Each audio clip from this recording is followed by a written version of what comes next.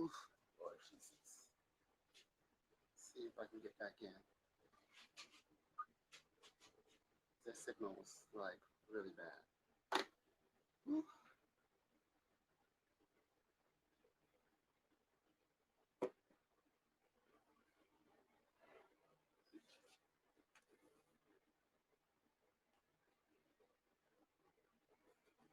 Oh, I'm gonna need to plug this in. It is. Let's see. It goes back in there. And I'm just gonna check it really quick.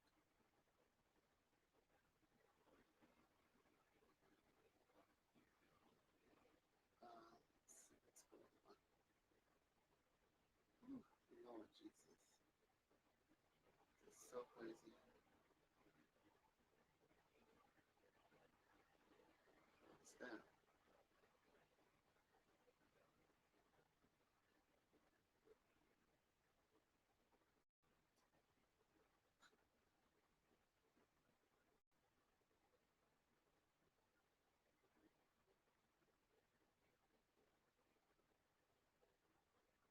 Let's see how the signal is going now.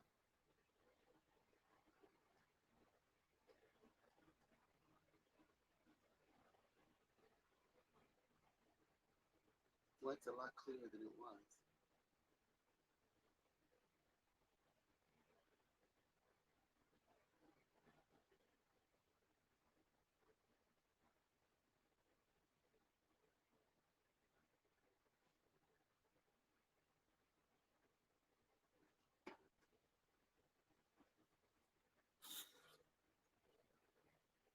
One little fly blowing around. It keeps spraying his ass, but he's too quick for me. He wants to be part of the broadcast tonight. I'm like, you're uninvited, baby.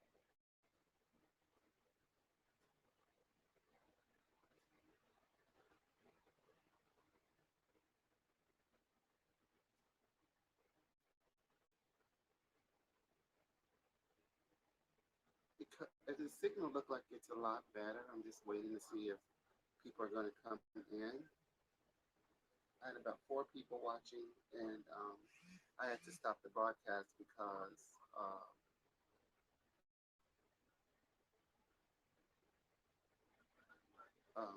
the signal was freezing. It was like freezing so bad. And so it looks like it's a lot better now, so we can go ahead and move on. I'm not feeling too hot tonight. I got like a little bit of upset stomach, so I do apologize. And just gonna hang out here for a little while.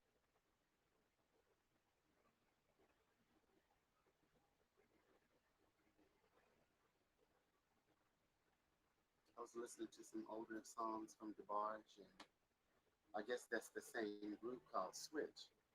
But I love that song "There'll Never Be," and I was listening to it, vibing out to it. So Arkansas Heart Hospital reaches beyond the state, drawing patients from all over the country. That's because the hang out and chat. Let's see. best cardiovascular surgeons in the region are right here. We use innovative technology. Speaking of time,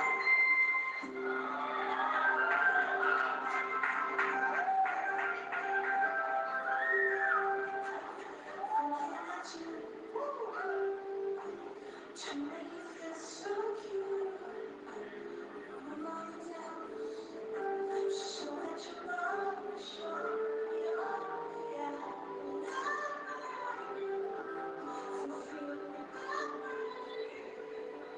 Feel free to show you that.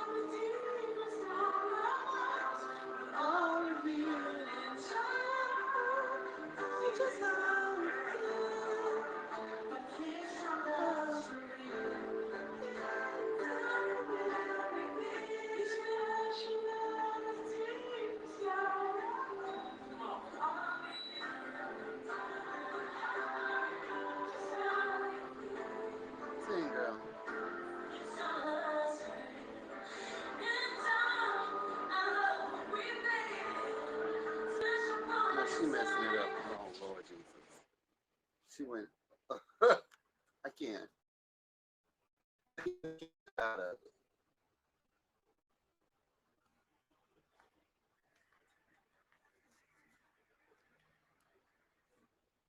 She wants that damn spotlight bad. Damn, look at that. Yes. It only takes one to mess a whole damn song. No, you should have kept her out of that song. Yes. Let's see here.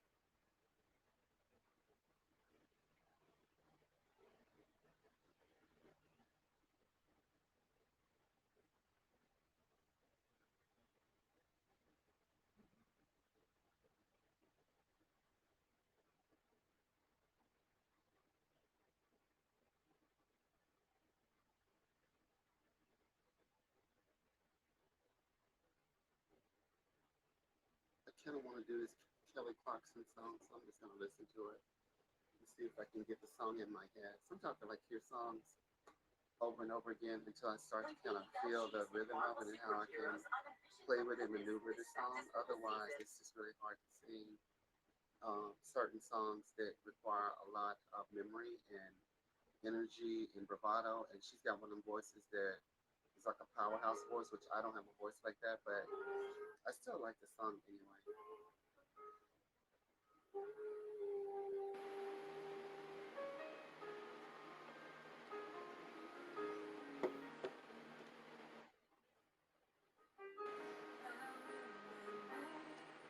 Look at this camera. The tape is like coming off. I have to keep messing with it to get it to stay. Do what you want to do.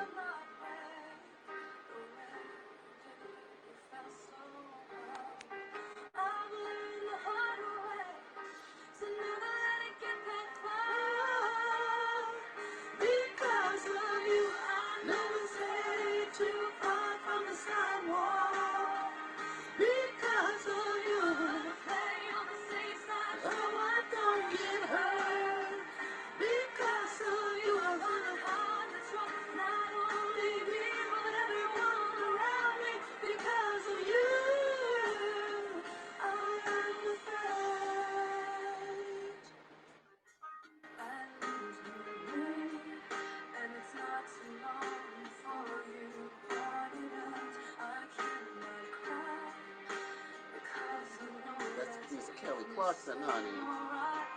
I'm forced to Hi, Lee. play a smile alive You too. every day of my life. My heart can possibly break when it wasn't even whole to start with. Because of you, I never strayed too far from the sidewalk. Because of you, I play on the safe side, oh, I don't get hurt. Because of you, I find it hard to trust not only me, but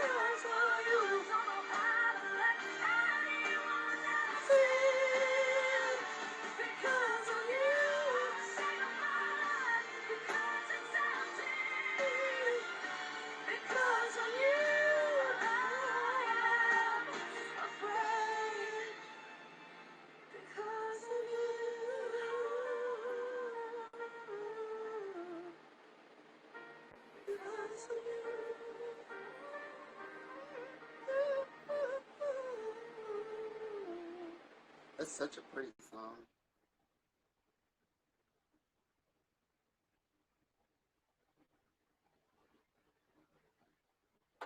So I went off earlier and I took a few minutes to come back because I saw on Instagram that uh, what's her name, Laverne Cox was going live, and so I decided to, like, while I was trying to get my signal together, I would just dip in to see what the dealio is because I hadn't seen her live in a while, and I didn't know if it was over, if it was still going. And excuse me, she was talking about like current events and stuff like that because I know there's some famous trans girl who outed a whole heap of black entertainers this week. I've never heard of the girl, Nikita Dragon. She's very pretty. She's very passable. She looks to me like a biracial, or she could slightly be Asian or Hispanic. You know, sometimes they kind of their looks kind of cross over. But yet she went on, and I guess she was insulting um, people and stuff. How she was talking about how much she um, was, dating these guys and blah blah blah blah. She was really digging her claws into straight black women and stuff like that. So she got a response. So it went all over the internet. I can't find the video, so I haven't seen it, so I can't really talk about it that much. I've just seen snippets from other people posting her, but I haven't seen the actual video. But everybody's talking about it. So I'm assuming that's what Laverne was talking about, and she was saying that she keeps her personal life personal in Hollywood because she doesn't want negative feedback on the guy that she's dating, like she's trying to protect them. And she says she's dated very famous men. So I'm assuming that, some of the famous men that everybody already know about, that's like Tiger, and I forget that other black man who's an actor that was with, what's that girl's name? I can't think of that girl's name either. Child, forget it. But anyway, whoever she's dated, she doesn't reveal who the person is because the tabloids would, eat the guy for filth for dating a trans woman. So um, she went on to say that, like, she tries to focus on the positive things that um, gay and lesbian trans people are doing out there in the industry, and getting nominated for all kinds of awards and stuff for the first time. We're being acknowledged and being recognized for our talents as opposed to what we do in the bedroom or who we date.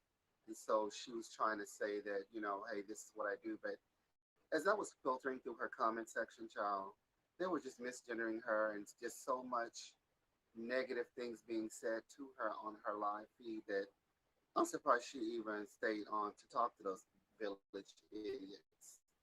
And it was pissing me off. So I just I turned it off because I was like, they don't have a moderator in there to kind of like gauge all the crazies that come in the room and say all, like, are you a man? And, who's this dude? Who's this NIGGA? And all kinds of, homophobic and transphobic things. And I was just like, oh my God, she's really trying to get her fan base to understand some things about what it's like living in Hollywood. I think that's where the earpiece was for me. But since it's a lot of young people and a lot of people in the world from all over with their little pride flags from whatever country, Brazil, and God knows where these idiots are from. But there was a lot of negative things rolling through her live feed and Instagram. So I was just like, wow, this is really sad. And she looked really good, like she's doing a show. She had on some really black gloves, and a little cleavage line was showing with a little tight outfit she had on. And she looked really cute. She had really, really thick blonde hair, and she looked like she had been using them facial products. That face was beat for the gods. So I'm proud of Laverne. I don't really, follow her career that much. I just follow her on Instagram. So whenever she posts, I try to tune in to any and everybody all across the board as much as I can, just to keep myself kind of aware of what's going on in the world with other people that are in the same situation as myself, even though I'm not a famous person. And these TikTokers and stuff, like a lot of them be doing a whole lot, and I don't think they realize like it's not going to really change anything. It's not really worth your time and energy to sit there and try to push your beliefs and your way of living off on people who are ignorant. I'm sorry, but they're just ignorant and they're not going to ever align themselves with you. That's why I say you have to find people who understand and are educated in their brains and they're open minded to understand the complexities of this life when it comes to gender dysphoria. And until, you know, in the schools, I hate to say it, they started educating kids on all of these alphabet letters in, um, hold on one second, Lee. Educating these kids on LGBTQIA things in the public schools and around the world, because apparently, the whole entire globe is like numb to trans women. So I'm not saying every single person is, but there's a lot of, ignorance out there in the world. That's why we still finding people dead every day, and especially in black spaces, which is where my primary focus is, since I am a dark skinned, woman. So to answer your question, Lee, do I have any trans friends? I have a lot of different kinds of friends. I don't have any close knit friends at the moment that are trans. I don't really make a point to hang out with any LGBTQ people just the because I'm in the state that I live in, and it's no jab. I'm in Arkansas, and it's no jab to the trans youth out here, but it's simply like they don't like older trans folk like myself. They don't want to hear what I have to say. All they want is me to know their pronouns and have respect for them and shut my mouth up and let them run the game. So they have a lot of internet profiles and things on Instagram. I follow them. Intransitive Arkansas is one of them, and I've met the people who run it, and we kind of like bump heads, but I still love them. I love them regardless. If they don't like me, that's fine. I love you anyway. And sometimes you have to love people past your own pain, and you have to love them past their pain because they're in pain too. And I understand that a lot of young trans people are in pain, and I know a lot of LGBT kids are in pain. So a lot of times when they're lashing out to an elder, person, they are just been, they're ostracized. So they're taking all of that, whatever that they've been through in their life, and they're pushing it out there on whoever, they can interject those ideals and feelings onto, and it's sad. And for me, I kind of keep to myself. I've told you over and over, you don't see nobody here with me but my dogs. And I mean that. Like, and for me to have my peace of mind and my happiness, it doesn't require other human beings. It's nice when I meet people like Lee, my friend Jeff, Beth, Kitty Salmeen, and a lot of the online people that I interact with. It's very few, but those people, I believe that they understand me. I believe that they get it. They don't make me feel bad, and if anything, they lift me up. And I don't have to sit here and just talk about trans issues 24 hours a day. It's exhausting. I talk about this stuff here live with you guys because I know for a fact that there are others just like me was growing up confused and having a dysphoria. And it was extremely tough without seeing yourself in the mirror. And so I don't know what conversations that I have to have about my life that one day one of these people might bump into out there on the internet. Because, like I said, we're live from YouTube and also here in Haps. And then we're also live on Facebook. And I think it's live in two different areas of Facebook because I have more than one page. And so um, it's not something I really think about that much. I just go about my business and do my thing. And I just like I could just go through my life and just never say anything to anybody about anything. But I a lot of times when I'm in my dreams and in my thoughts, sometime in my car, I flash back to some of those horrific things that I had to endure as a kid. And I look at it now. We have all of the information age. We have tabloid TV, tabloid news. We have all the Trumpians and the Bidens and all the political stuff going on, and it filters all through the media, and it gets chopped up and regurgitated on any and everybody who wants to turn on their camera phone and talk about this stuff, which is fine. But I noticed that a lot of the salacious, the gossipy, the very trench mouth types are the ones who get the most clicks and licks and likes. And I don't know why that is, but that's where our society seems to be. They're in trench mouth mode. So that's fine if that's what people want to say and do that, and then let them work all that out. But over here on Ariel Avenue, we are focusing on you know gardening and planting flowers and container gardening our house plants, spending time with our animals, crafting, cosplaying, and things that are positive like that in that kind of light. And I just kind of gravitate to things that give me the positive energy to wake up every day and smile and thank God that I'm here, regardless of what's going on the planet. And pray, sometimes you have to have a little prayer for yourself and a little prayer for, a better humanity. And, things will come. If there's enough of us out here trying to help and interject and share our lives and our stories, sometimes you just have to filter out ignorance because that's what it boils down to. And you don't have to participate in it. Those out there who are in the trenches, you know, fighting a battle for the cause, but for me, it's a waste of time. It's just a war of words, and it's not going in one ear and out the other. When you have damn Neanderthalic types out there that only can spew hate and spew, gossip and salaciousness, um, out there in the community itself, and in the midst of all of that, people are getting killed and being murdered every day, and folks don't seem to care unless it's their immediate family member or someone that's a celebrity they actually care about.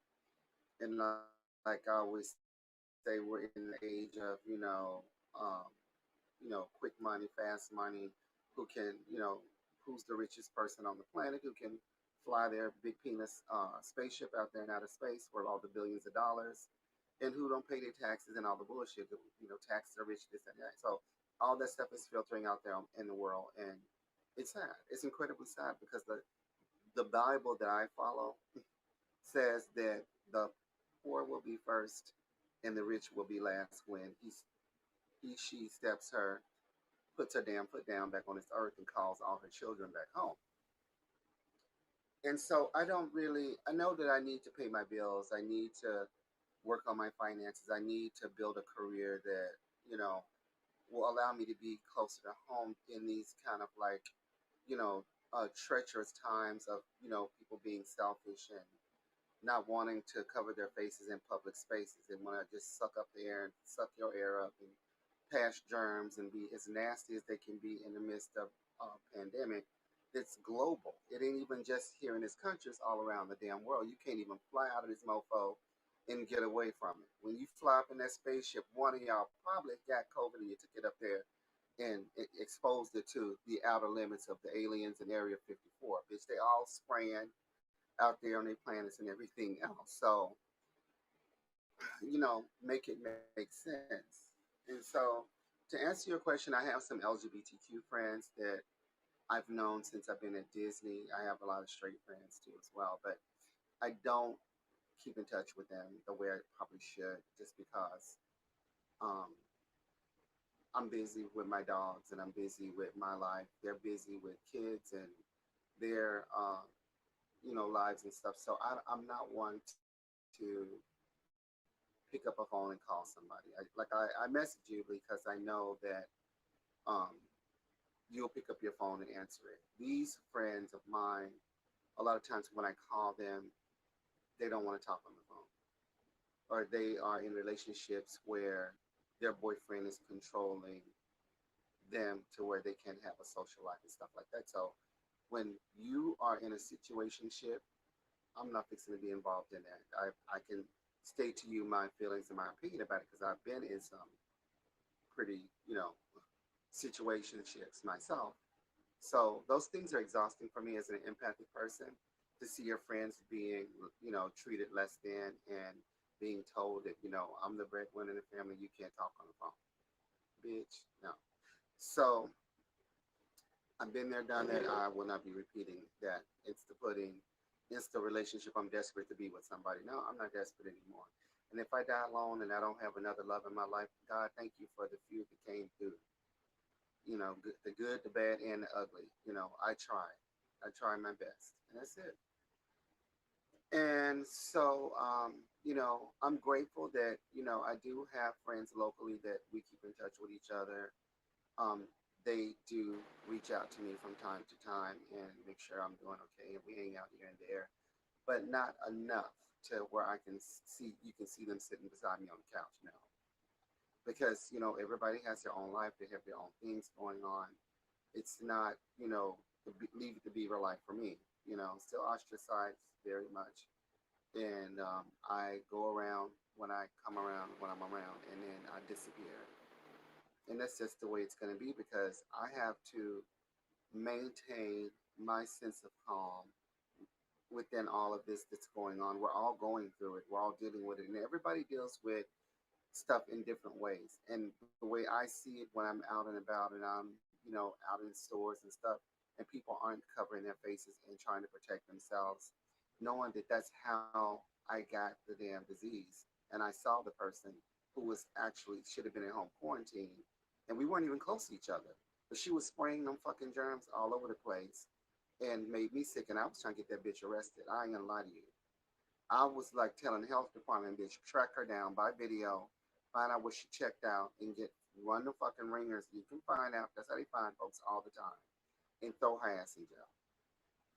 And that was my feeling about it because why should I have to lose 2 weeks worth of pay at home sick, and I'm on a damn budget to budget pay, week to week paycheck type situation shit. I don't have the finances like a lot of people do, a full time job and all of that. And so I work part time, and I have been working part time for a long time because, one, my parents were elderly. I was trying to help take care of them, and I wanted to be close to the house. And this is like way back from 2010. I knew if I worked full time, I'd be gone all day, and then if I come home, 9 times out of 10, most people around here had a full time job at the time.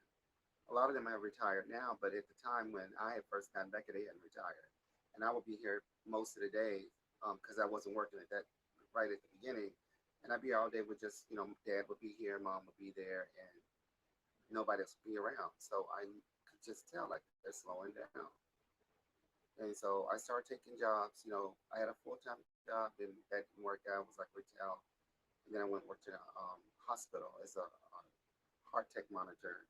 That was a train wreck because me and the lady got into it about testing and all this kind of shit. And um, I ended up going to this job that I have now, and it was part time. It was like weekends, 4 hour shifts, and I could get at least 20 hours a week, and my pay would jump up every year because my boss would raise my rate, and so I was making decent money for part time. So I kept doing it. And you know how time goes by, then your parents start dying and getting sick, and you're going back and forth to the hospital, hoping they're going to be okay, and then eventually, they're gone, and then you're left to alone just to kind of pick up the pieces of all of that, and then another year or two later, COVID hits, boom. So it's just you can't make this stuff up. Um, and so I haven't really been out looking for friends per se. I just kind of like allow the ethers of the environment to bring people, like people come and go into my life, and those who like who I am as a person, enjoy my comedic energy, they stick around. They identify something that they like about me, and they come around. And I'm open to that, kind of situation because a lot of times the people that come to me, I enjoy whatever they bring to my circle. I don't have any expectations for anyone because I have been let down so many times. And I'm sorry, but for 30 years I didn't know what was going on with me. So just imagine what that's like, feeling like you don't like yourself and hating yourself, and then you're going through life shun you and not want your ass because they can see what time it is, but you see it because you're seeing yourself. Like you're not putting on an act. This is not a clown act. This is the real deal. This is when that person's aura comes around the straight world, the heteros, they are all in their feelings right away. Like, bitch, why is this bitch over here walking like that? Why does she sound like that? She don't even sound like she's talking like a man. She sounds like she's trying to be a girl. Well, bitch, I wasn't trying. I was living my life in vivo, in live, bitch. So, you can't make this shit up. And when I see little kids that stand out, I don't say anything. I celebrate them because um, nobody was celebrating me. They were pissed off, and you can't imagine what it's like to be a young person in middle school or elementary school, and then go to high school and constantly be like harassed and bullied, and so many kids go through that bullying stuff, but they're not gender confused. There's no gender dysphoria. They're very clear in their own shell. So they don't have the extra layer of crazy. Looks like the signal is slowing up again. But what you say, Lee? I'm sorry, I'm just rambling on. But why are they saying that trans are tricking people? Um, I think that whole analogy fits into the black community because it's mainly black Americans who are still struggling with their biblical ideals and that babble. I call it biblical babble. And then a lot of young people and older women who are insecure with themselves, who don't want to see, who feel like that their black men are, limited to them because of prison and all the other situations that's going on in the community. There's a shortage of black men out there for some reason. So the few black men that have jobs and have good careers have a tendency to outside the race or date trans women. So these women are left with, the lower end of the pickings. Like they're ending up with men who beat them up, treat them like crap, and they don't have access to those men over there. So when they see a trans girl with a decent man who's got money to spend on them, because you know, to for a lot of trans girls when they're in transition, they'll do anything to get money to pay for their surgery, and that shit's not cheap. And you trying to get plastic surgery to get bigger boobs and have a certain look. You're getting tummy tucks. You're getting your ribs broken in to have a thinner waist. You're wearing all of that apparatuses to make your waist cinched and tight to give you the Jessica Rabbit body. That's the common thing about a girl. They want that, Hollywood look. And a lot of straight girls do this shit too. And so it's like they're crossing over into those girls' spaces. And I'm just speaking on Black American people where I grew up and grew around. I'm not talking about, other races of folks because I don't know what the hell's going on in y'all's communities. It's like not that serious because I don't see y'all making headlines the way it does in the communities where I grew up. And the only reason I know about this stuff is because I grew up around these people in these barbershops where my uncles and stuff worked and everything, and around all the craziness. I was a child growing up around it because that was my mom's brother who cut my hair and styled my hair and permed and straightened my hair.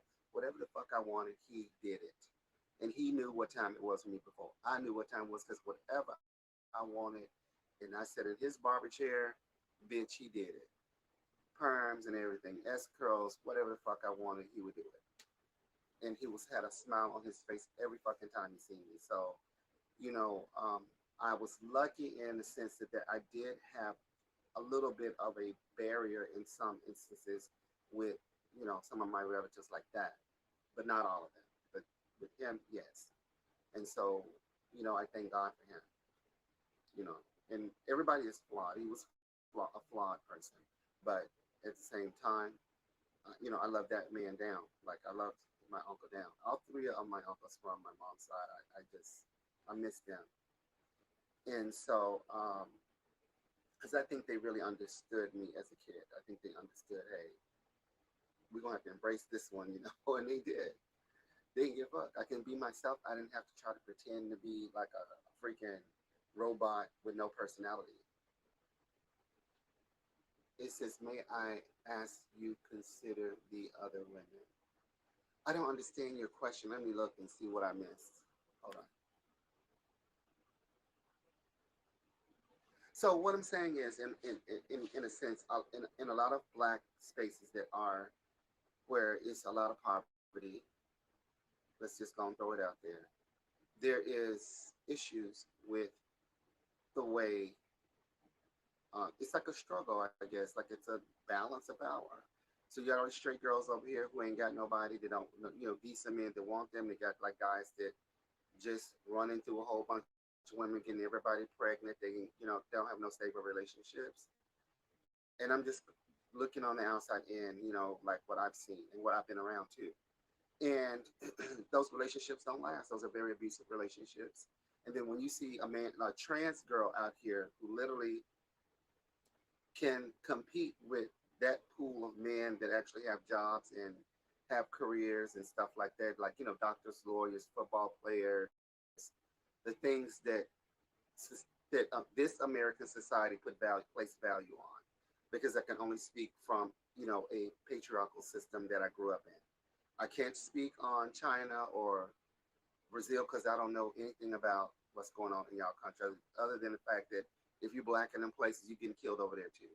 And I've seen all the documentaries and all the headlines and all the current shit because I started listening to girls who were reporting on that stuff, and I had no clue about black spaces around the world that black trans girls were getting killed.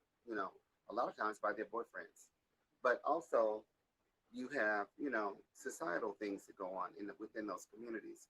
And so when there's a shortage of men that are decent, quote unquote, who are patriarchal with a doctor, a lawyer, a football player, somebody that has a career of some sort that brings money into the community, is someone who should be reproducing with a marriage and a child and all that nuclear shit that it's pushed off on you when you turn on your TV set every day, bachelors and bachelorettes and all that dumb shit.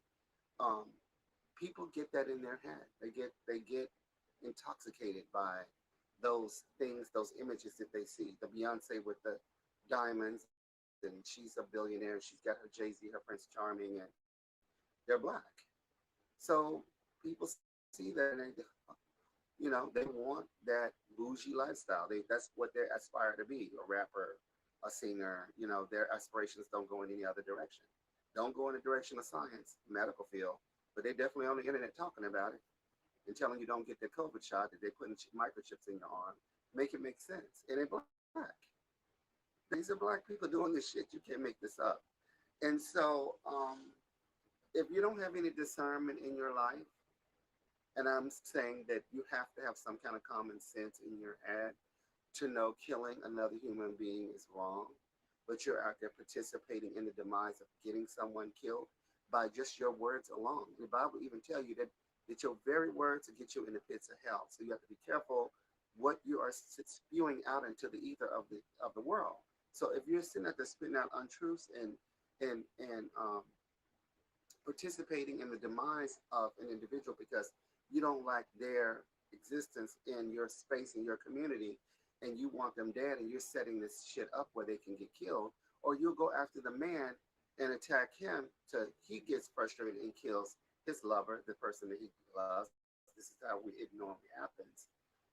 Then there's a problem. Like that, there is a problem. And like I always said, I never really dated anybody black because I really don't believe black men are attracted to me like that.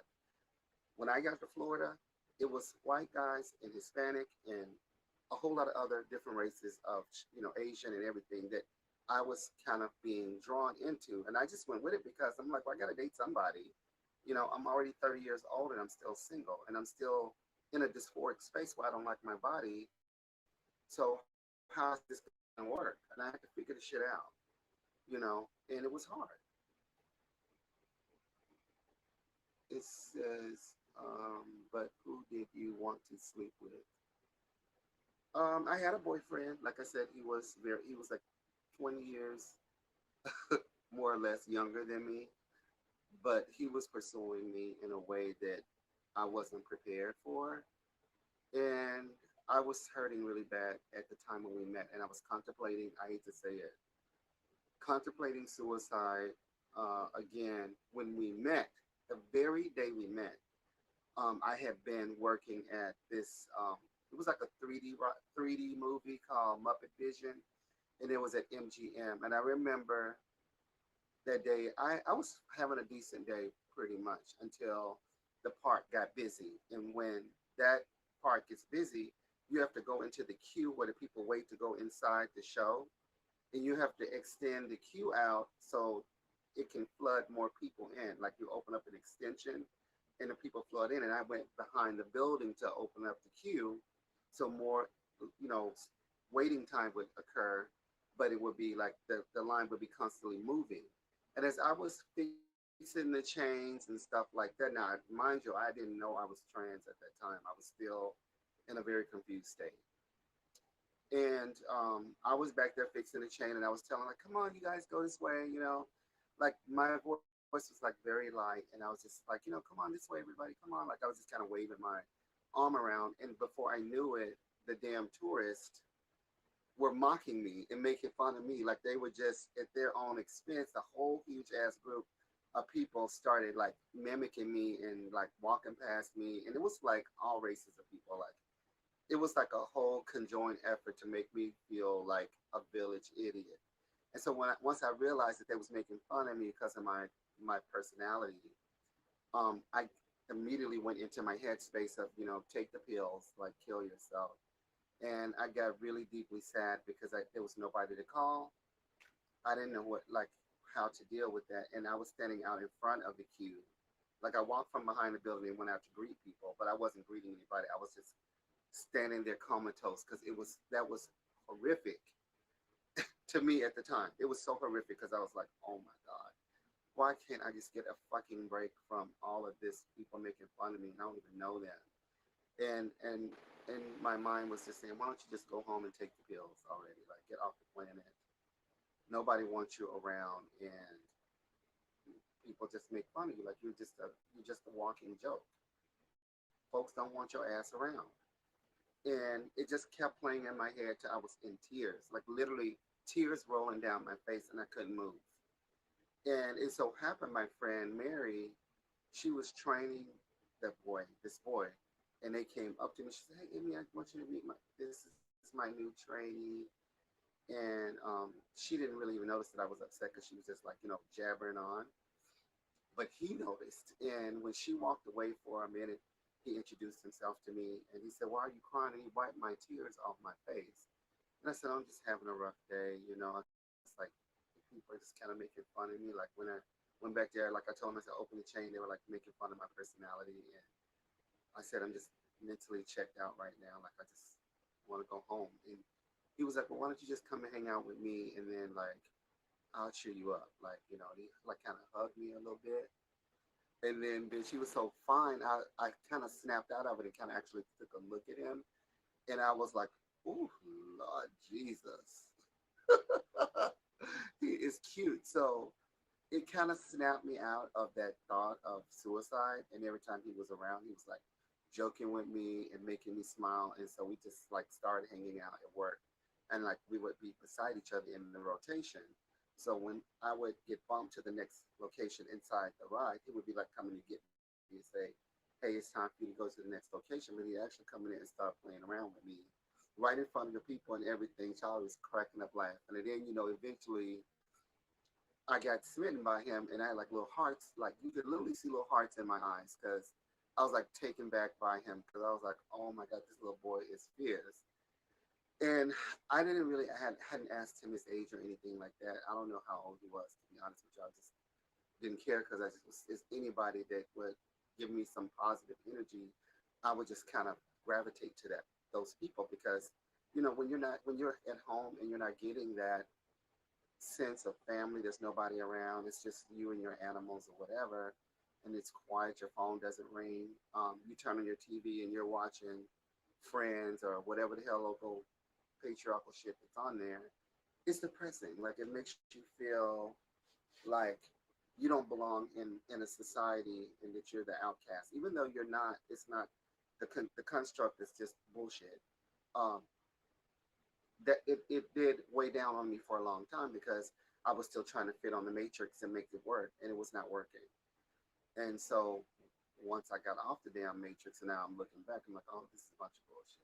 Because to be honest with you, people live how they choose to live all around the world. You have these situationships where there's 4 and 5 people, whole communities of people, living together and thriving, but they're not living the way, say, per se, how I grew up in a mom and a dad and siblings and all that, and going to church. And our focus is the community church and the shit going on in that neighborhood with those crazy folks. So I learned that as I got older that TikTok helped me like reaffirm that because there's all kind of 2 dads, 2 moms, three boyfriends, 5 girlfriends. I mean, it's just all kinds of relationships that no, I don't understand that stuff, but it doesn't fit that grid that I was trying to, latch onto in our American, system that we have here that is being forced down our throats every day when you know that there's all kinds of people from different backgrounds coming here every day from all over the world, and they ain't coming here with those American values. They're coming with whatever shit and baggage that they brought from their country. So whatever filth and garbage that they were dealing with back home, those ideals are still there. They bring it right to America and start working it out, finding their way and making their own community and building their own lives. And those ideals that they have about their life, they infuse that into their children as they start to get married and have careers and stuff. It doesn't go away. So whatever you were dealing with, say you came from Africa and you were in Rwanda and one group was chopping up the other group, and then the government came in and busted it all up, and a lot of y'all got to come over here through those little, patriarchal white churches who came and dumped y'all over here. They didn't assess your mental state. They didn't assess what trauma you experienced while you saw your mama getting raped by 20 different, guys or whatever. That shit is still in your head, and you just got a free pass to come to America. So do you think that you're going to be just a normal person and blend right into society? Yeah, you're going to blend on the surface because you're just another black person or whatever. But whatever you were going through in your life, in that country, all that shit came over here with you. And we already knew about it because we saw the damn documentary and the movie, Rwanda. So that's just one example. You got all these 60,000 people from Afghanistan that are here now. So they got they're here on a American visa, whatever that they got because they helped participate in the war, over there for America. And you think that they're coming over here with American idealism? No, they bringing all that garbage that they had to deal with over there right over here. And when they start building their little communities and they start, reconnecting and having babies and getting married and all that, those ideals are going to be right there. Wherever the country they came, they're going to have no American values and shit. They're going to bring their home shit, their food, their culture, and everything will be right here. And that's just the way it is. And that's what America is considered, a melting pot. And that's why people want to come here. Those who are, governing over us, which, are the dominants, they don't want that. But in reality, that's the way it is. And it is what it is. If you don't like Mexican food, bitch, come, I can take you right down the street. There's a whole community of them that flooded over here and they works it out. And whatever they was going through in their country, that shit hasn't gone out of their mind. Their relatives and stuff are still over there. They're bringing those ideals here. And so while we're under this construct of America, I'm like, well, America really is not America. That the one that we grew up, little house on the prairie, and all of this, ideal, all in the family bullshit was being fed to us as young people, especially as Gen Xers, because we watched a lot of TV. And I realized like right away when I was young, I'm like, that's not me. I'm entertained by Little House on the Prairie, but that ain't my life. We don't have that kind of mesh in my household. We ain't like that. Like that. I think they are more with each other, but I felt like because of my dysphoria, I kind of was the sore thumb of the group and the baby. So I don't really know. You'd have to ask them. But I didn't, I enjoyed all of the happy days and the funs and all that. And I really believe that those people really, the idealism behind it was just being fed to, young, impressionable kids. So when you grow up and you don't really see those faces around you and those situations around you, you begin to realize, oh, this is not really my reality. It's their reality. That's something that goes on over in their community. And so for me, with the dysphoria and everything else, it was like hard navigating through, you know, life with anybody because I'm still dealing with me, if that makes sense. I'm sorry. Hold on. Disney is retarded.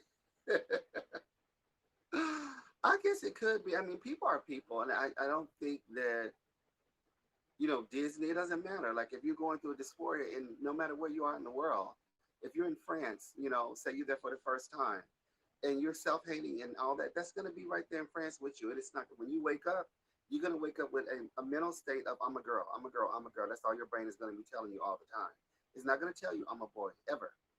That's not your fucking brain. Your brain is not going to ever change. They can electrocute you. They can torture your ass. And they've done it. They can chop off parts of your body, throw you off a building and kill you. It's still not, in death, you're still going to have that same kinetic energy in death. When you think when you die, you just going to boom, insta-presso. You were born a boy. No, bitch. You came here with them thoughts. Your brain developed that way, and it is what it is. And if people don't like it, oh well. Because we're not robots. That's one thing I don't like about people. They try to act like we're a monolith of people where everybody thinks the same, everybody does the same, and everybody is on the same page. No, they're not. No, they're not, because you're starting your own family and you can see the difference in the people around you. You can start with your own friendships. People have different ideas on what they want to eat, what they want to wear, where they want to go on vacation, whether they trust doctors or not. Everybody has their own thought system that is not monolithical, unless it comes to poverty, poor, and religion shrouded in extreme uh, Christianity. And then you start seeing patterns of monolith. So people are on the internet working it out, working the crazy out towards somebody that they don't like because she's dating somebody that they can't get and stuff like that. Or she has a career and you don't have a career because you're chained in poverty and you don't know how to get out of it. She's, poured her way out or however the hell she got out. And she's gone on with her life and she's out of your community, but you still see her on the internet. So you feel some kind of way and you over working out the crazy. And I mean, you can't make this stuff up. You really can't. And you can see it every day. Like go on Instagram and go on TikTok. TikTok is, woo, Lord Jesus. But you just have to in reality, you have to start to, I've learned to accept the impossible because there is some, in my opinion, people out there that ain't going to change. I don't care what you say and what you you try to explain to them who you are and why you are the way you are. They don't want to hear it. So when they don't want to hear it, what do? Just leave them the hell alone. That's what I do. I get ask them left alone. I give you some left alone. I don't go around your ass. And it's very easy for me to do. Now, you come over here in my space, and start your shit, then I'm sorry. I will flip the script on your ass. I don't know if I can do it now because I'm so old and falling apart, but hell, the ship will fall and, we'll go fighting on the damn ice. I don't give a fuck, because I'm not in your space. I'm not, this is my space for now. And wherever I go, my space has to be a safe space. And I grew up, being attacked all the time, verbally abused all the time. And I wasn't getting a whole lot of, love, and that's all a child needs is somebody to love it. So why people are forcing folks to have kids with their daddy and uncles and shit in Texas, I don't know. But it's going to be a fucking train wreck over there. I promise you. And I'm just talking from, my own experience because I know for a fact that there are kids out there who are confused as fuck about their gender and their dysphoria and self-hating. Self-hating is the worst feeling in the world, and you're living with that self hate because you don't have any answers to why you wake up every day with a brain that doesn't match your body. It ain't got nothing to do with getting no dick. That y'all always try to say, oh, she's just tricking me. And no, it's not. It doesn't always start that way. And if it does, then those girls are not really trans.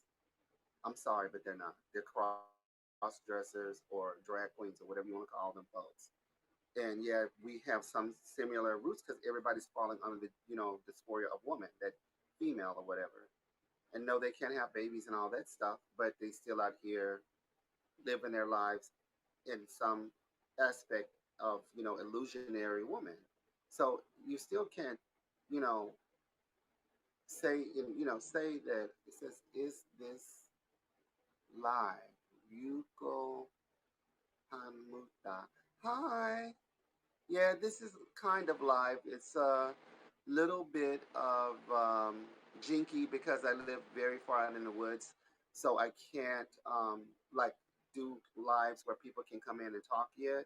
So I do most of the talking and just answer, like I type in and ask questions. So thank you for stopping in to my live. It's just a live chat, and we're just talking about life and living in America. Are you an American citizen? Let me cut this in. Do you live in America? I'm just curious. Yosuke. Yosuke. That's a pretty name. Hamunera. Hanamura. Hanamuras. Jamaican. No, I'm American. I'm American. I don't know if I have Jamaican relatives. Slavery was a bitch, so some of us don't really know all of our roots. We can only trace back so far, and I have not been tested, so I don't know. This is I. No, I am not. Are you from China or Japan? That's not an American name. Like that's not Yosuke. That sounds Japanese. Hanamura.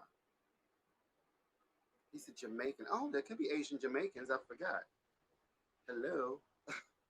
I am like kind of educated, but I'm also flaky, so I do apologize.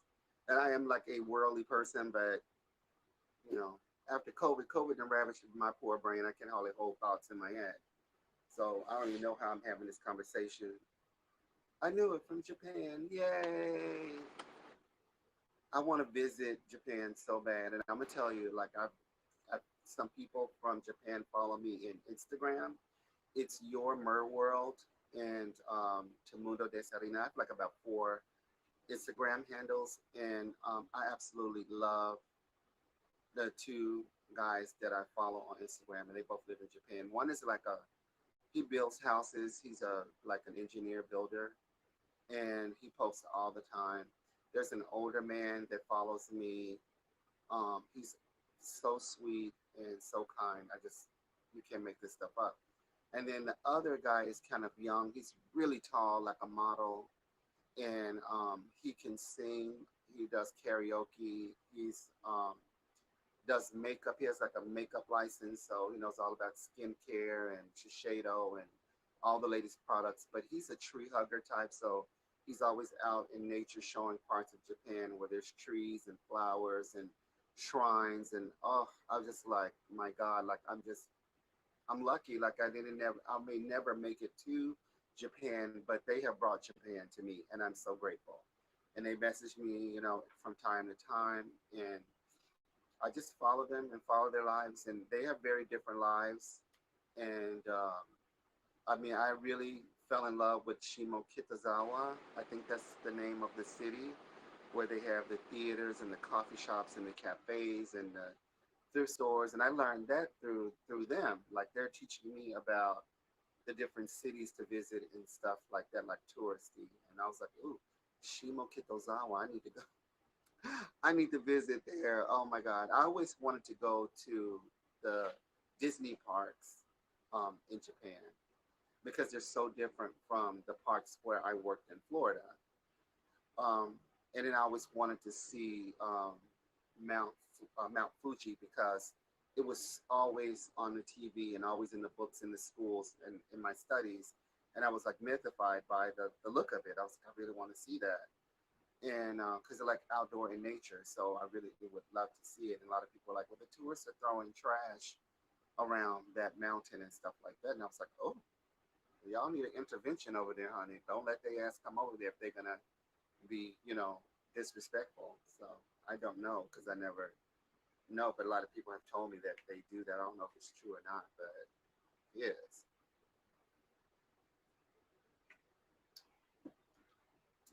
And so let's see here.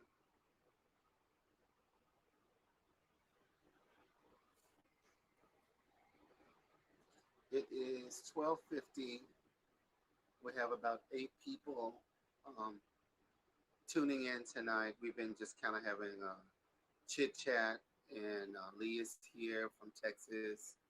We have someone in Haps from Japan, which is very nice. I'm always surprised when people come in and actually say hello and stuff like that.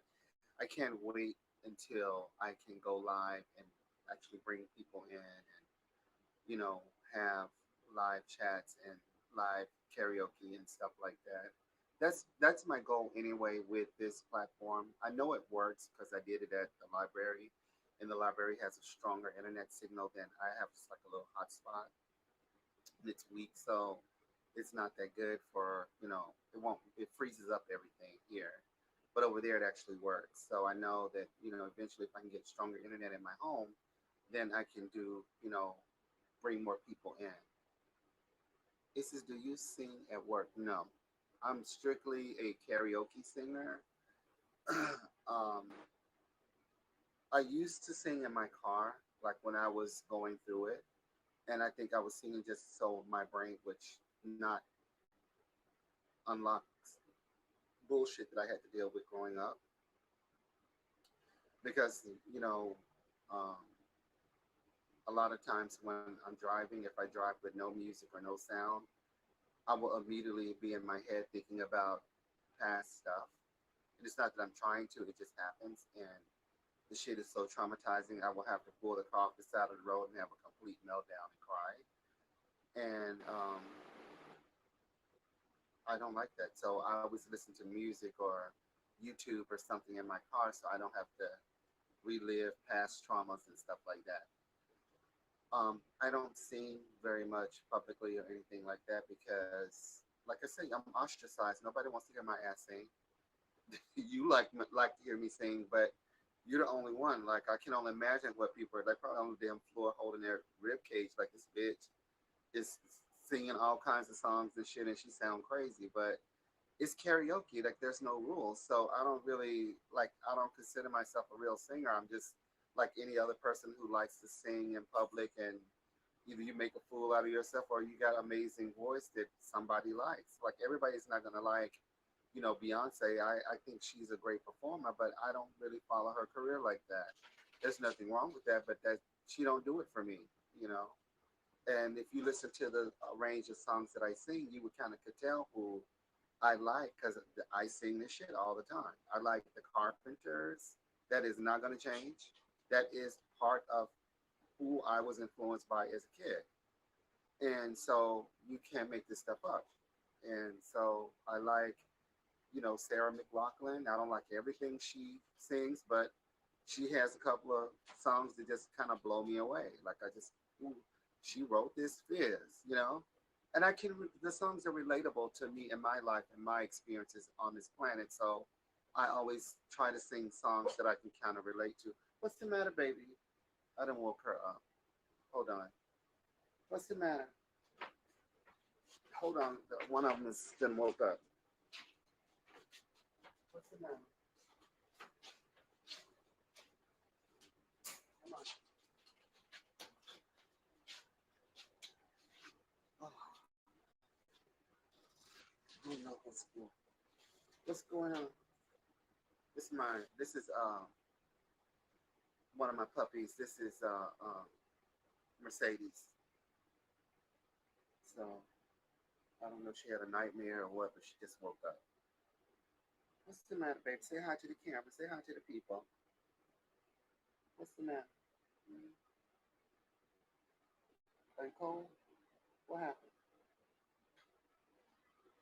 What's going on? Tell mama. I don't know. She woke up. She never ever wakes up in this time, but she woke her brothers up too. Soon as she come out there, well, all three of them awake. So I don't know what's going on. But normally they sleep all night, so that's how I can do my lives and everything. But maybe she had a nightmare, but she just barked at me. I was like, "What's going on? What's the matter, baby? You okay? You got some sleep in your eyes. You know, you still tired.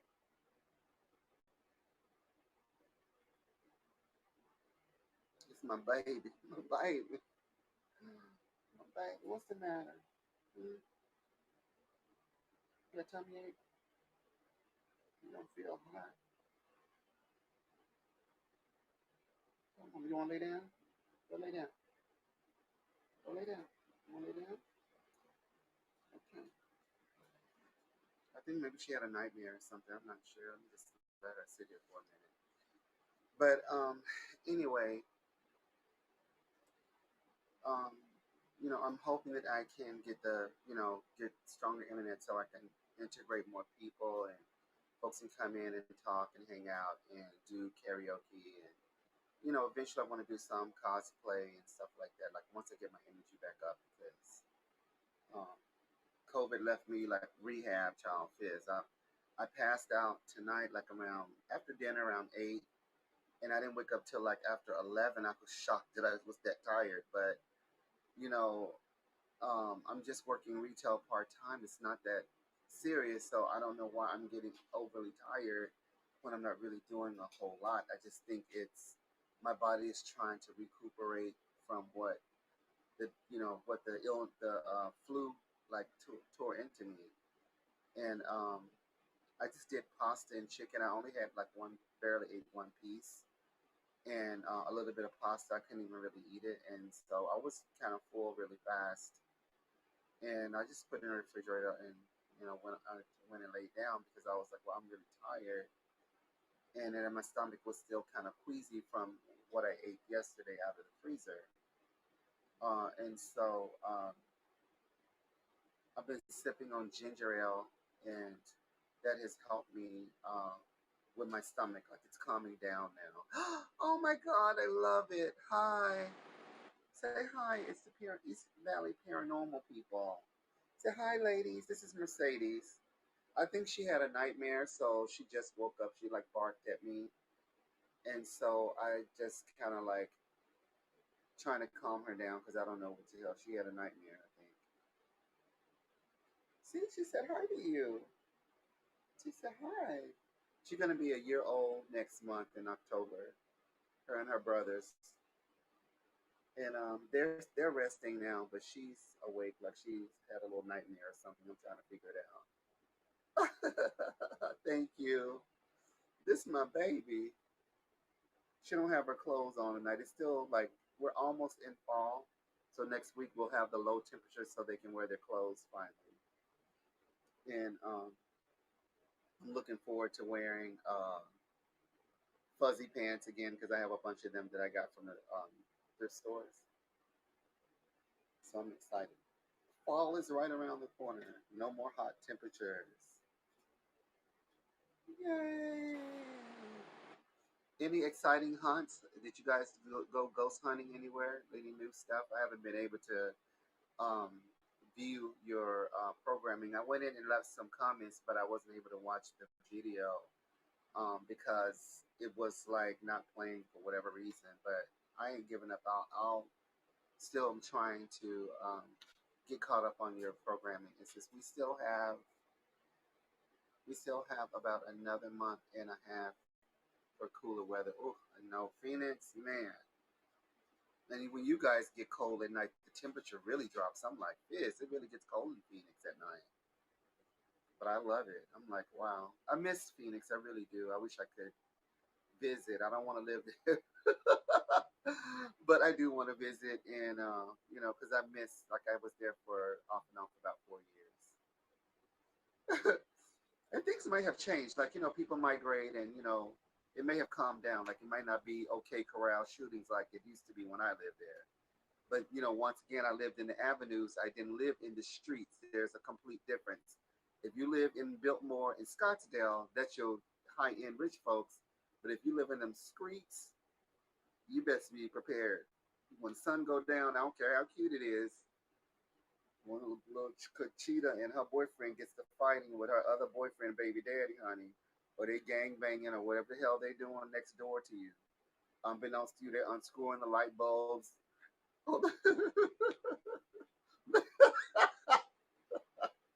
I don't even believe the ghosts go to the avenues, bitch. The ghost is like, fuck this, I'm out.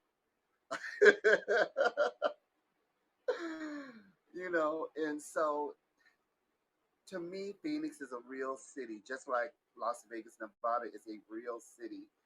Just like, Northern California is a real city. You're gonna, like, when you get that many people and that many personalities and characters and stuff together, and you have these loose laws where everybody can, open carry and all this bullshit. You just asking for trouble. You asking for somebody with the mental capacity of an ant to get a little high or a little drunk or get in their feelings about whatever, and bullets start flying. And I live like the avenues is cute. Don't get me wrong. It is not like what you would think, like run down and a ghetto or anything. It's not that. You cannot tell. I had some very cute apartments that I lived in, and I would have never in a million years, you could not have convinced me in 1,000 years that those places were dangerous to live in, and that the people in those communities were that off the chain, shooting guns and stuff.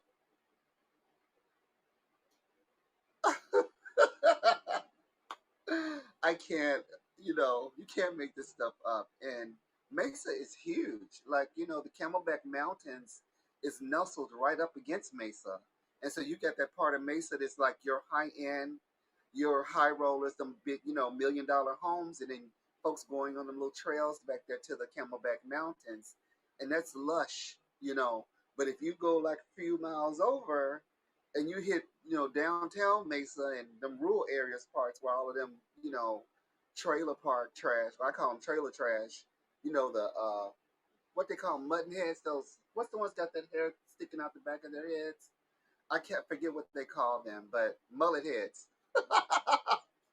Yeah, the mullet heads, I think a lot of them were Mexican and Tex-Mex or whatever, but we see the mullet heads, you already know what time it is. It's a total trailer park and everything. And I used to, the first time I'd seen someone with a mullet, I was in a Walmart, and I was literally counting the mullets from the kids to the dad.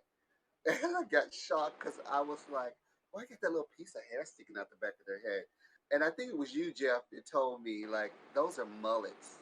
And I was like, what the fuck is a mullet? It's a hairstyle for, little trashy people. And I was like, oh my god, I can't. You know what I mean? Like I didn't get it. You know what I mean? But those like your WWE types, they're like wrestling, and you can't make this stuff up. Four wheeling and all of that. Because I seen it, I was like, oh okay, it is a thing, a thing, a thing. So it says Camelback is in Scottsdale, and you hit downtown Mesa, and you is like what the fuck happened? Yeah, I guess because I don't know where the cutoff is for the Camelback Mountains. I didn't realize that I passed because I had to go through Mesa to get to the Camelback Mountains. And they just got one way in and one way out. They got that one little strip, or you can go on the freeway, but then you will miss all the local hee-haws if you go around to straight into the Camelback Mountains. It's like you guys got casinos and stuff over there too.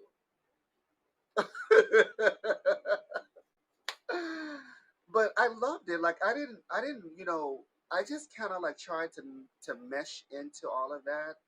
I didn't see a whole lot of black people. I didn't even see a whole lot of black products, and that was a problem because I was at the time like really like changing my hairstyles and doing my hair. I mean, it was just like a black girl thing, at the time. And I cried because I had to go so like into the 100th Avenue, and the avenues is huge. It's like a long ass drive. And so I would drive all the way to 100th Avenue to get to an Asian store, and they would have like one or two black products to pick from. When, anywhere else I've lived, it's like a whole store of black products, like the whole entire super Walmart of products. And I'm like, what the fuck is this? And it was like S curl cream. I'm like, what the fuck is? Nobody had a fucking S curl since the 70s. What the hell is this? And so when I would go to Walmart, there wasn't even an ethnic section or anything. And nobody could tell me like where black people lived. I was trying to find their ass. I would see like a lot of biracial families, like, these successful black men that were doctors and lawyers and shit like that with their little, mixed families and stuff. But they couldn't even tell me what a damn hair products was. So I was traumatized in that sense. And then I kind of felt like like for a while, like I'm the only black person in this motherfucker. Like I need to move out of the state. But then I did start to kind of see, a handful of black people here and there. But it was like I was subbing and everything in the school district in Paradise Valley, and so I would see like a black kid here and there, but it wasn't like Florida or Nevada where it's like a melting pot of kids. And so I just didn't quite understand. Like there was a lot of kids from the reservation and a lot of kids from Mexico and stuff like that. Like they were immigrant, homeless kids and stuff like that. And so I did get to see a lot of homelessness uh, in the avenues, and I had never seen that type of homelessness before. Jeff was with me because Jeff was the one taking me around because he knew the area, and he was taking me all to what's that school you took me to, like on the way to the IKEA store, that real popular school where you can go drinking and um, hanging out. With like we went one night and I had never been there. I forget the college, um, the name of it, but he took me to all these different places. He took me to all the casinos, and so I got to get a good feel of Phoenix. And it's big. It's amazing how big that place is and how developed it is, and it's nice. Like it's not nothing that visually you can look at and say this is a ghetto. Like it doesn't work like that. That city is absolutely gorgeous, and so you're surrounded by mountains and hills and oh, lushness, and so it's a shame. Was it ASU? Tempe. Thank you. He used to take me to Tempe and all those college guys and all the drinking and it was fun. And we usually just go like it says Mills Avenue. Yeah, that's it.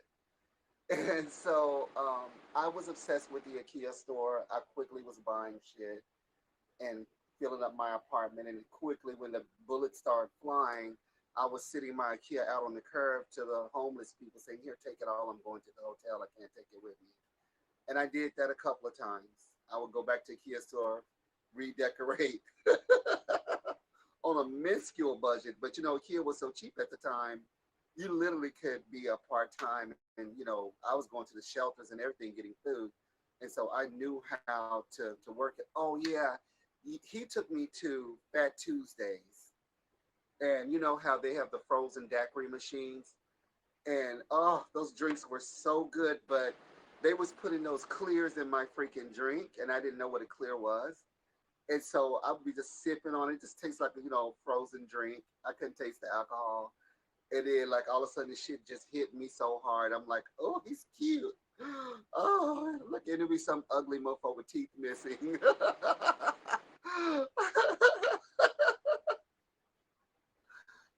Clear is vodka. Clear Absolute is a vodka.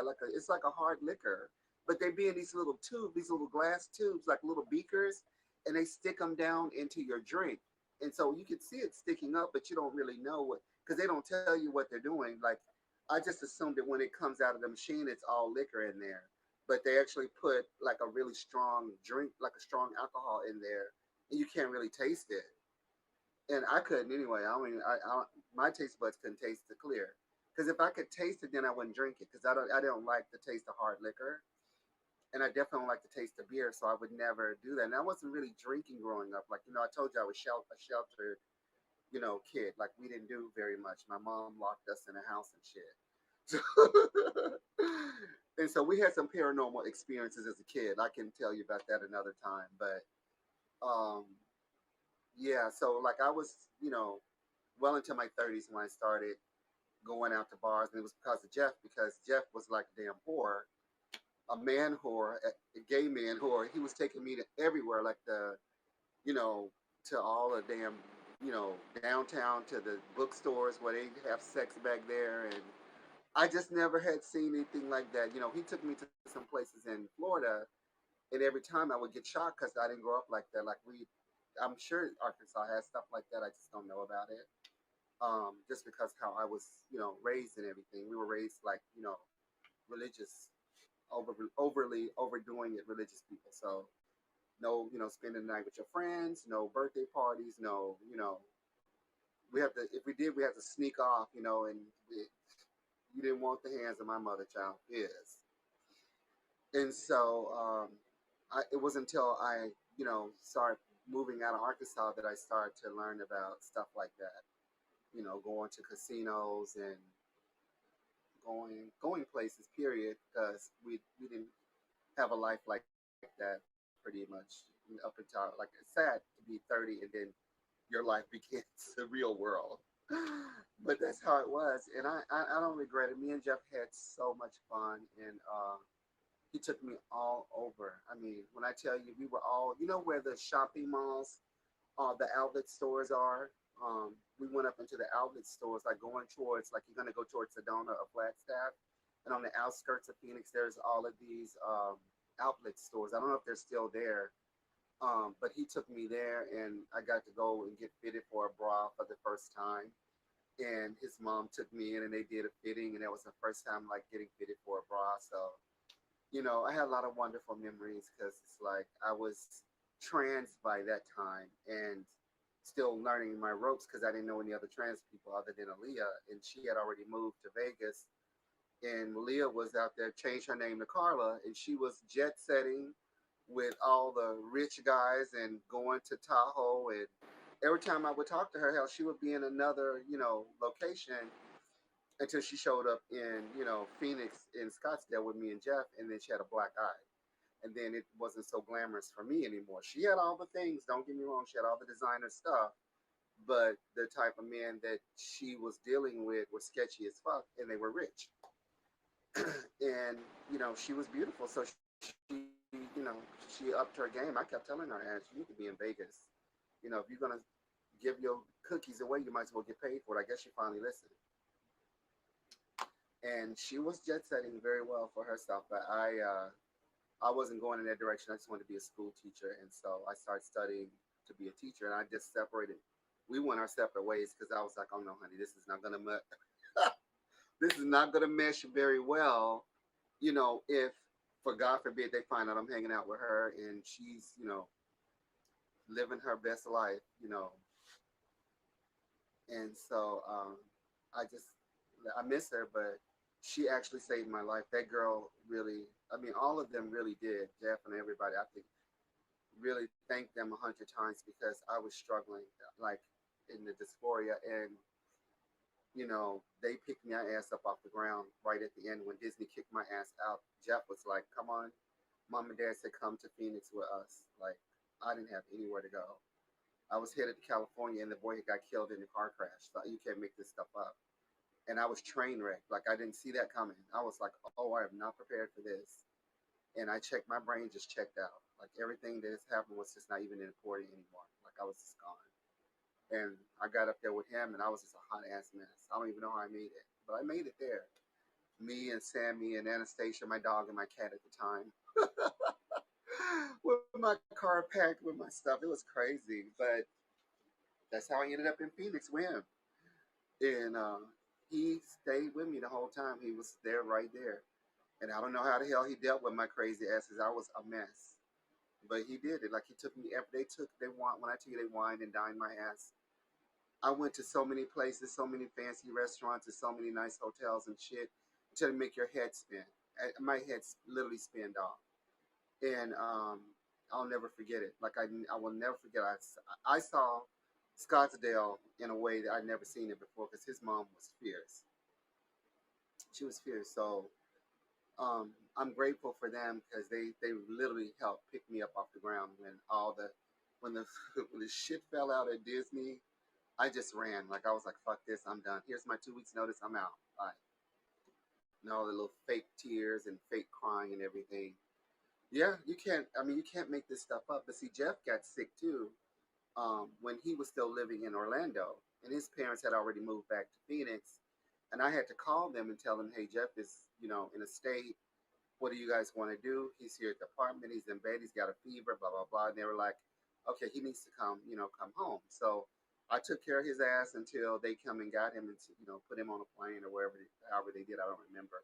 We packed up his apartment, shipped all his shit out, and he was gone. Like I was devastated. He couldn't handle, living there without his parents and everything. So he moved back to Scottsdale. But I had no plans of moving to Phoenix far alone to Scottsdale or Arizona. I never had been there ever in my life.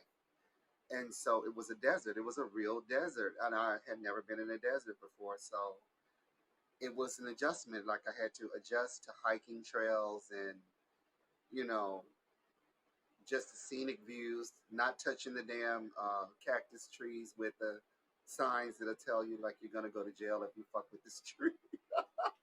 I said you can't touch this damn cactus tree. You got like they value their trees and shit. Like that shit's been there since the beginning of time. Don't fuck with it. And they were gorgeous. Like they're everywhere and they're gorgeous and they bloom and flower and hummingbirds and all of that. It's like I love the outdoors and nature, and so I just was obsessed. And so, the ups and downs are like if it wasn't for the fucking gunfire and gang banging and shit that was in the area where I lived at the time, I believe I would still probably be in Phoenix. But since I couldn't normalize it because I never grew up around that kind of stuff, I was like, I'm out. I'm not fixing to get used to this shit. Like, no way. And if you couldn't live in Scottsdale, then you were at the mercy of you couldn't get in one of those little pocket communities, like where the Mayo Clinic is and all of that, like where those cute little communities are gated and everything. Because I doubt that you would find people shooting over there. I could be wrong, but it wasn't in your face, probably. You know what I mean? Like there's parts of the avenues that are it's fierce, like, but those are newer communities, and they're 9 times out of 10 gated. You ain't fixing to be walking up in there with no gun because the police will escort your ass right to jail. And Sheriff Arpaio, honey, don't even get me started. But I had gotten into like a place of financial stress, and I was going to thrift stores out there where the jail was, trying to get help and seeing if I can get some resources. And drove my car and got the shock of my life when I saw that fucking tent. I was like, what the fuck is this? They're like, that's the jail. I said, it's a fucking tent. You're in the fucking desert. These people sitting out here in pink outfits, and literally, you clearly could see their cots and shit. I was like, who the hell? Like, I just was like, I was like shocked. I have never seen anything like that before in my life. And I just was asking questions in the name Sheriff Arpaio. He doesn't take this shit. This is his town, blah, blah, blah, blah, blah. And I don't know if that was around the time when Gabby Gifford got shot. I believe she was in Tucson when that boy shot her. But all that stuff kind of ringed around the same time because I kind of like trying to timeline backwards. But uh, wow, it was just a lot. It's a lot. I mean, you can't make this stuff up. And so I do miss like the I miss it. Like I ain't gonna lie to you, I do miss that city. It's not a bad place. I just think that the avenues could be a little bit more.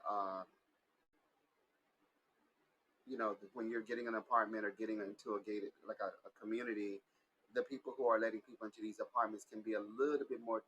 They can screen like they need to screen these people a little bit more. Their background checks. Because it was a black girl at one point who took over that apartment complex that I stayed off of Seventh Avenue, and she was just letting anybody in, and she was letting some eye candy in, but they were all prisons and gangbangers and stuff like that.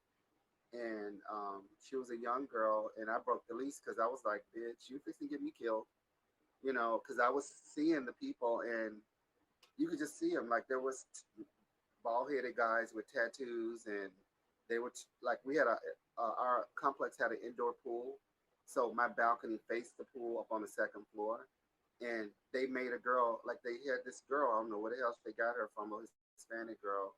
They made her take a bath in our swimming pool. I'm not kidding. I sit there and watched them. They gave her a bath, and she was trafficked. You could just tell she was underage, she was trafficked, and them gangbang guys had her. And there was nothing you could do. I was like, bitch, I'm trying to keep them from getting my black ass. I don't want to be in that situation. Shit. Mm-mm. No, ma'am. I broke that lease with. I was like, excuse the, the French, but you black bitch, you got me fucked up. I can say it. You black bitch, you got me fucked up.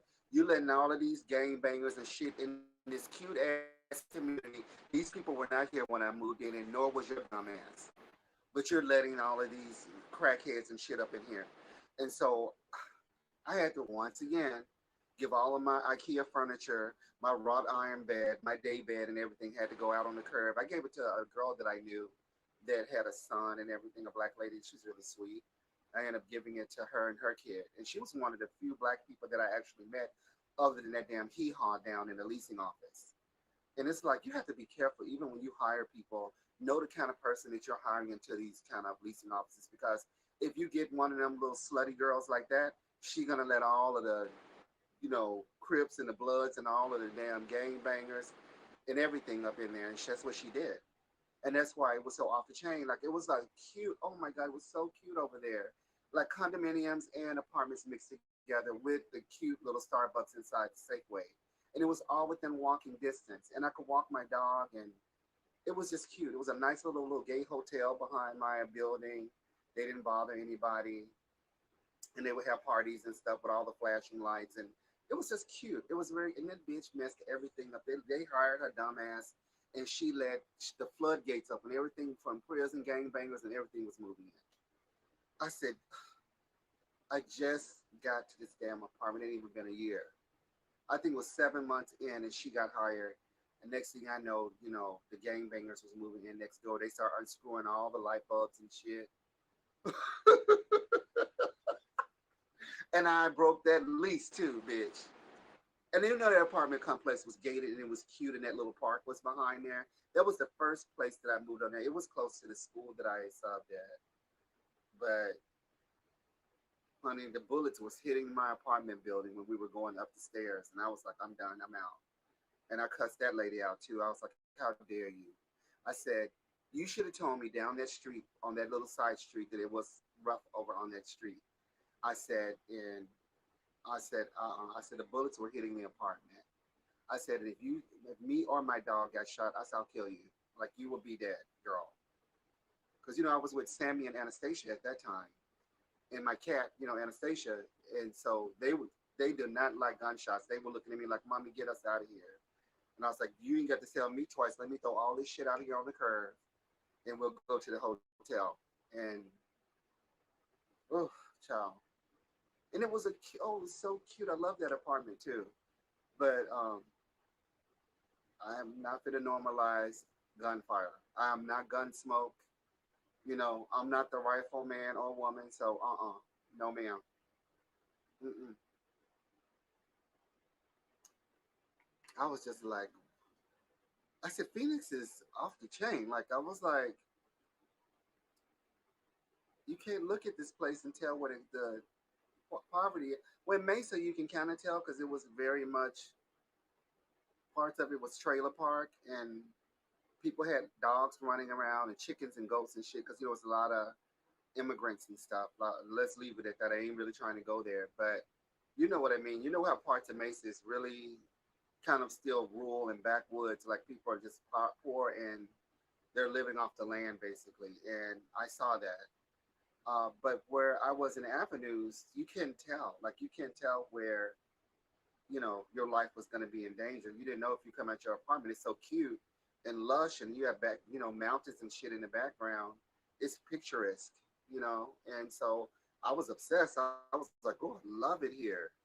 And child, as soon as the sun went down, here come the bullets. I said, oh hell no, no man.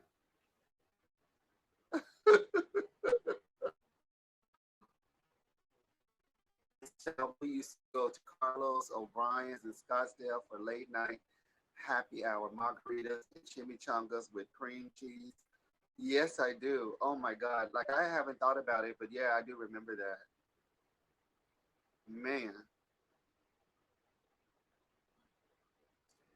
And I just loved going to a Kia store. I love going to the casinos because I never really got to go to casinos before. I didn't know about them, and um, it would be so packed in that one in the avenues that you couldn't barely get through the door. That little Indian casino, I forget the name of it.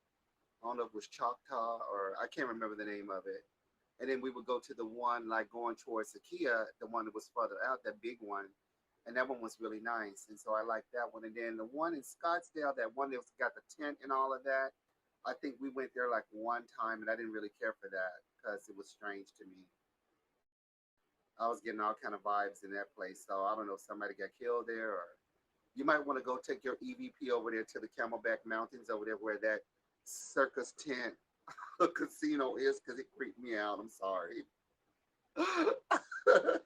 Do you remember that one? It says Flagstaff in the snow. Yes, child. I will never forget, child, because I wanted to move to Flagstaff because it was just, I don't know, it was something about that place that I just fell in love with the idea of like a little college town and ski resort. I was like, oh, this is cute. And it was so different from, being in Phoenix because Phoenix is so hot. And then as you're going up in the higher elevations, you start going into like Sedona. And Sedona is so mysterious and artsy fartsy. I was like, well, hell, I need to be in between Sedona and Flagstaff. Like I could work it out like somewhere in the midst of all of that. I want to be there. Like my energy I was drawn to that red clay, but I noticed like when we left, all of my aches and pains and all of that suicide and all the pain of boyfriend like loss, all of it melted off of me after I came out of Sedona. And I was like, what did I drink? But the people had already told me like when you leave you're gonna have you're gonna have like an experience, like you're gonna have a revelation and a rejuvenation. That was what they were telling me. And I was like, you, you people are crazy. But sure enough, we left there and we went up to Flagstaff. And I don't know if it was me or you or it was me and Sean. I think it was me and Sean because I don't think you went with us that time. I think you were back in Florida or you didn't. I don't think you went with us that time. But me and her both got out the car in Flagstaff, and we were like, oh, oh, I feel so good. Like, oh my god, I feel like I've had a really good sleep. I feel so relaxed. And then we both looked at each other. We were like, what the hell?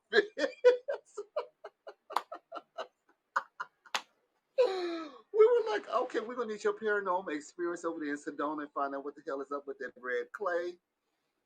I said, because I was transfixed the whole time. And I'm an artsy person. I love arts and crafts. I love, performance art. I have a theater degree. And so, I'm drawn to the crazy, you know what I mean? And so Sedona was like a shock. I was like, oh, look at this. I said, oh, it's so cool.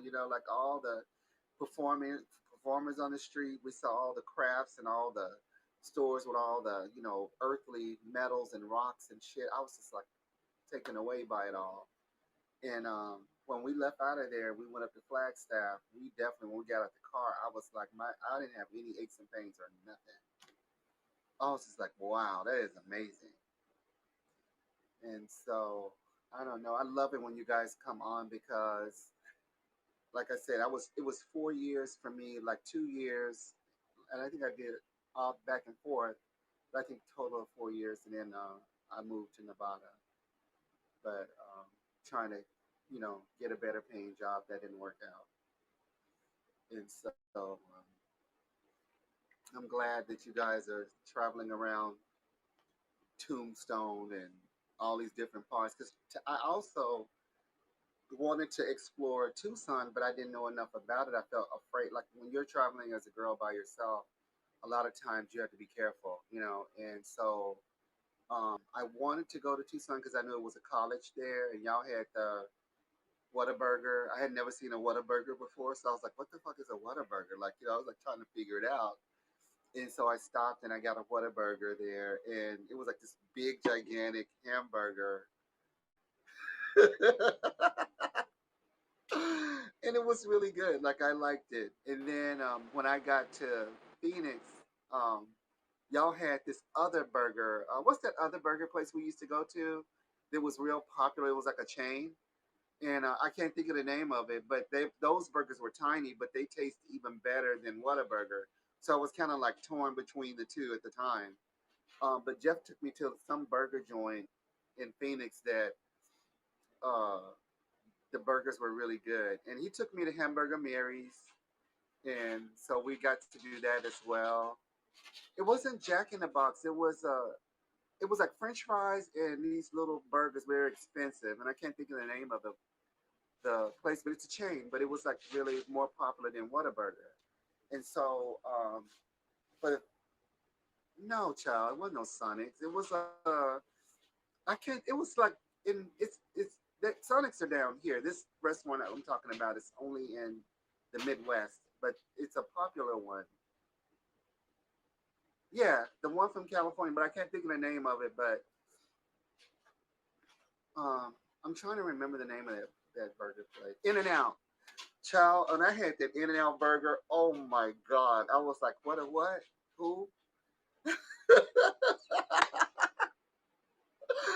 I was like, In and Out, what is that? And they had those in Las Vegas too, as well.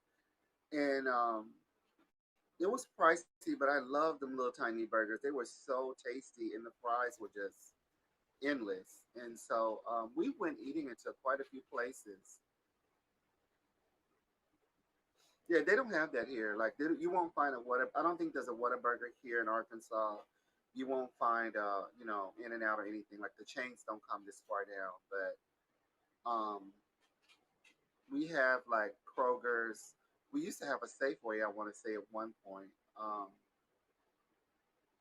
yeah, it's totally different. I think the only thing that's similar is the Walmart stores and stuff like that, Ross and things like that. This is we finally got a White Castle here. Oh wow, White Castle burgers are they're tiny but they're delicious. Oh, they're good too. Mm. Oh my god, I miss Del Taco, and I wasn't crazy about Del Taco, but I did eat it there a lot just because it was cheap. But I like the what's the one that there's two in here in Atlanta. Is it really? Wow. They skipped Arkansas. We don't have nothing like that here. But I don't really eat since COVID hit. I haven't been eating out. I don't do fast food or anything.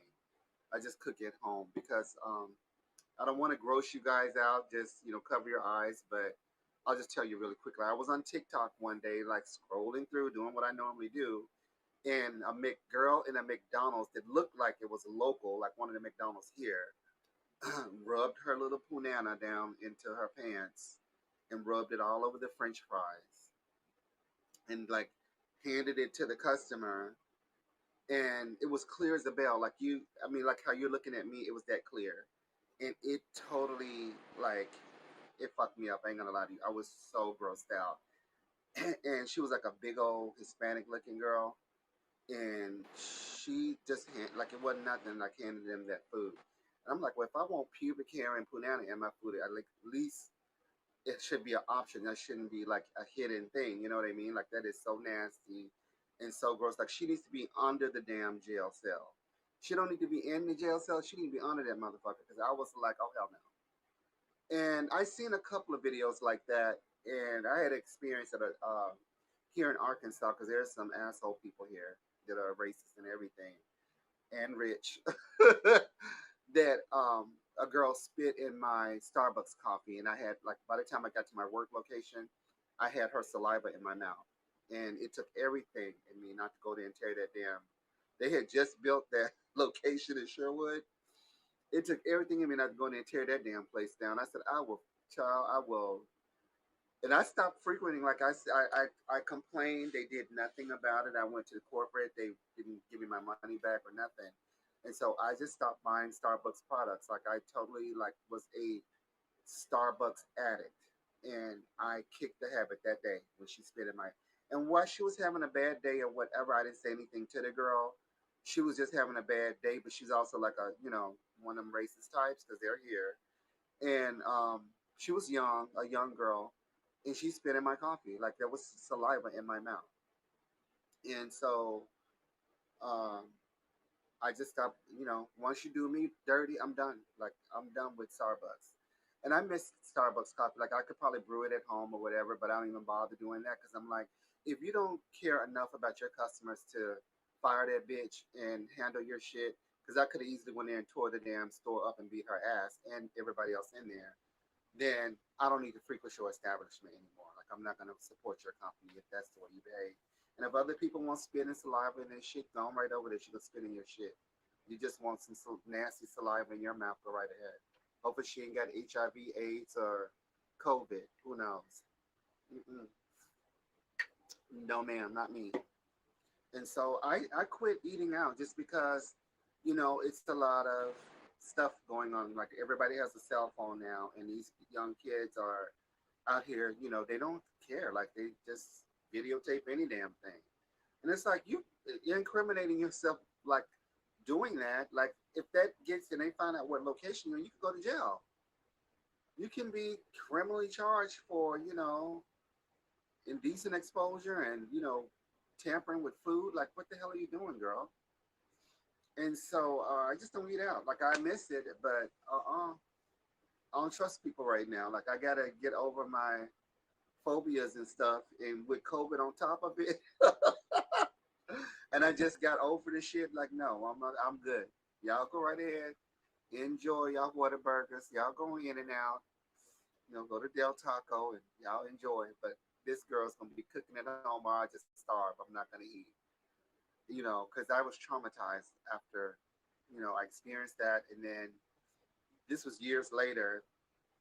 Recently, I saw this girl do this on TikTok, and I had never seen that before. I've seen a lot of crazy shit on TikTok, but I'd never seen somebody stick their hand in their pants at work in a fast food place and rub somebody's food down that they were having. I don't know if she was having a bad day or if the customer was cursed. Like I couldn't make out what was going on. I just saw what she did, and then she handed the food. They took their food and went on, and I was just like, oh, oh Lord, hell no, mm-mm. No, man. I'm gonna need you to take your paranormal equipment and go up in there and hook it up to that bitch and put electrodes and all kinds of shit on her, and hopefully fire her vagina too while you're at it. Is mm-mm. I want pubic hair. I know how to select the one I want in my mouth, and it ain't gonna be yours, girl. No, thank you.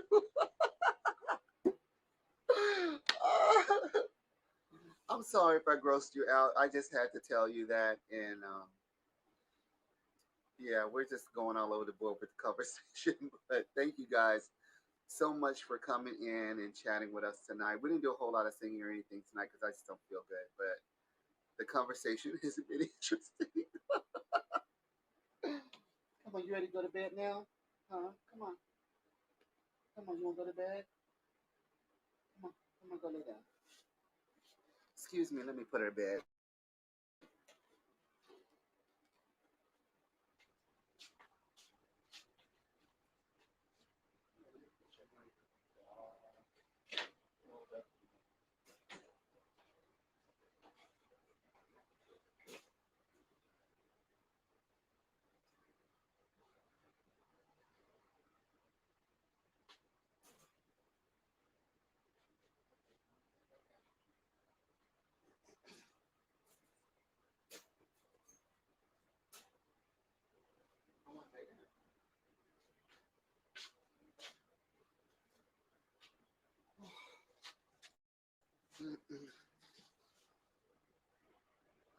So here we go again.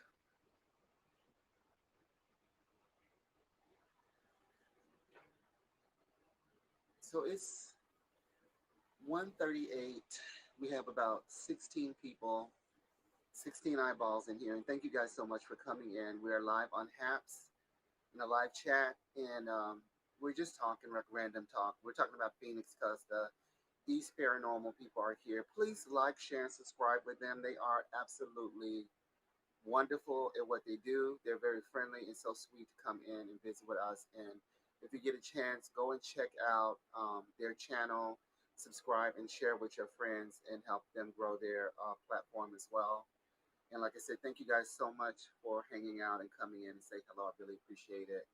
And by the way, you guys look fabulous. I saw your uh, for the first time. I see what you look like and everything because I went on your channel and looked at you, and you're doing the do, and I'm just so happy and thank you. And so interesting tonight. Like it's just you can't make this stuff up. And like I said, Lee, oh my God, I don't know what's going on in San Antonio, but once you start traveling and going places and everything, you can't make this stuff up. You just have you're just gonna have a whole world of experiences, and you can't be afraid. You just have to step out there on blind faith, and like I said, you got people around you to guide you on your journey in life. So do you. That's the only thing I can tell you. Because honey, like that, you gonna already it's like 20 years later, time don't stop. So don't waste all your time contemplating and thinking about other people. Be selfish and think about yourself, because nobody can make you happy better than you. It took me a lifetime to learn it. And it's nice to have people around who are happy to see you, but when you notice that people aren't happy to see you and they're not smiling when you come around, give them some left alone, honey. It's nothing like having a peace of mind. And yeah, it can be a lonely existence, but like I said, I have my dogs and goldfish and birds, and I have things to keep me busy. Jeff is around, you're around. Like I have people coming in and out of my life, so it's not so bad. And the things that I was craving was a marriage and a relationship and all of that stuff, and I tried and tried and tried. It's not so important to me anymore. It would be nice if that was to come into the fold, but it didn't pan out. And I don't want to be a person that's bitter, a bitter party of one, like a old, chambermaid or whatever you call those people that are bitter. Maybe chambermaid isn't the the right analogy, but some bitter spinster or whatever. I'm not a spinster either, so I'm broke. So I don't know. Some broke bitch that's bitter because her relationship didn't work out. The guy was an asshole, and he had some mental issues, obviously. And when he couldn't get the money and he was cheating and all that, he dumped my ass.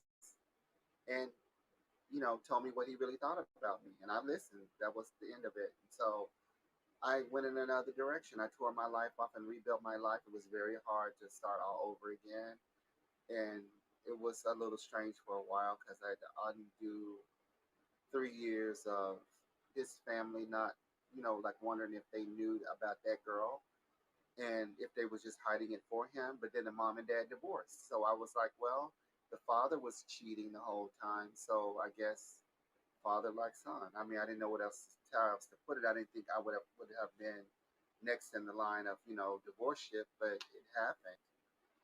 And it feels like a failure. I feel so bad that I couldn't make it work. I was trying so hard, but in reality, I didn't want to be with him because he was smothering me.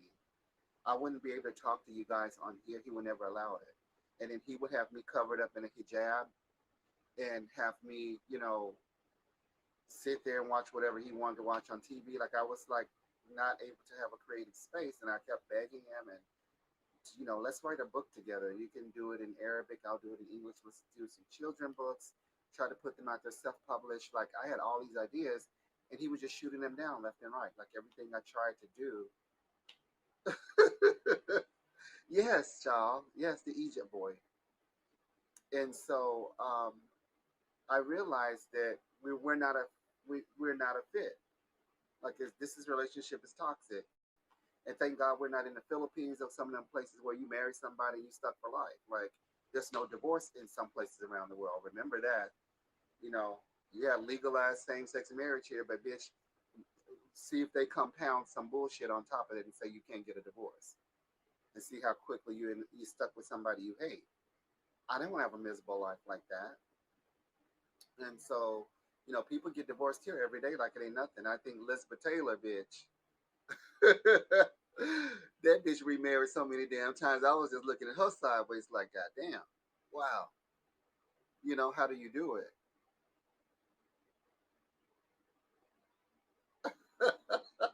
He could have, but thank God he didn't.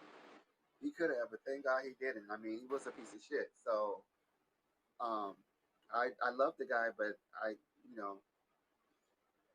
know, he didn't love me, and he just said love. He loved what I was, you know, what I like a Western Union over to him, but he was not trying to be in a real situationship with me because it was just so much arguing and stuff, and I got exhausted with all that. And like when you're an empath, it's draining to be arguing with somebody all the time. And I don't want a relationship like that. I'd rather be in love and at least, growing together. We don't have to be just like at each other's side like that, like joined at the hip, but it'll be nice to come home to somebody who's happy to see me, as opposed to somebody who's got that straight look and that, cracked face and ready to attack with, a pit bull teeth in their mouth, and Brillo pad for hair. So, yeah, I don't regret anything because I did get to see the country of Egypt several times, and we didn't just stay in Cairo. We went out to his hometown, which is Mansoura, which is like an hour and a half away. And then we went to another pyramid about an hour or so away in I forget Fayum. We went to Fayum, so I got to see different parts. But I really want to go to Luxor and fly out from Cairo to go to Luxor to do a cruise. He didn't want to do it. He wanted to keep all the money for himself or his girlfriend or wife or whatever the fuck she was.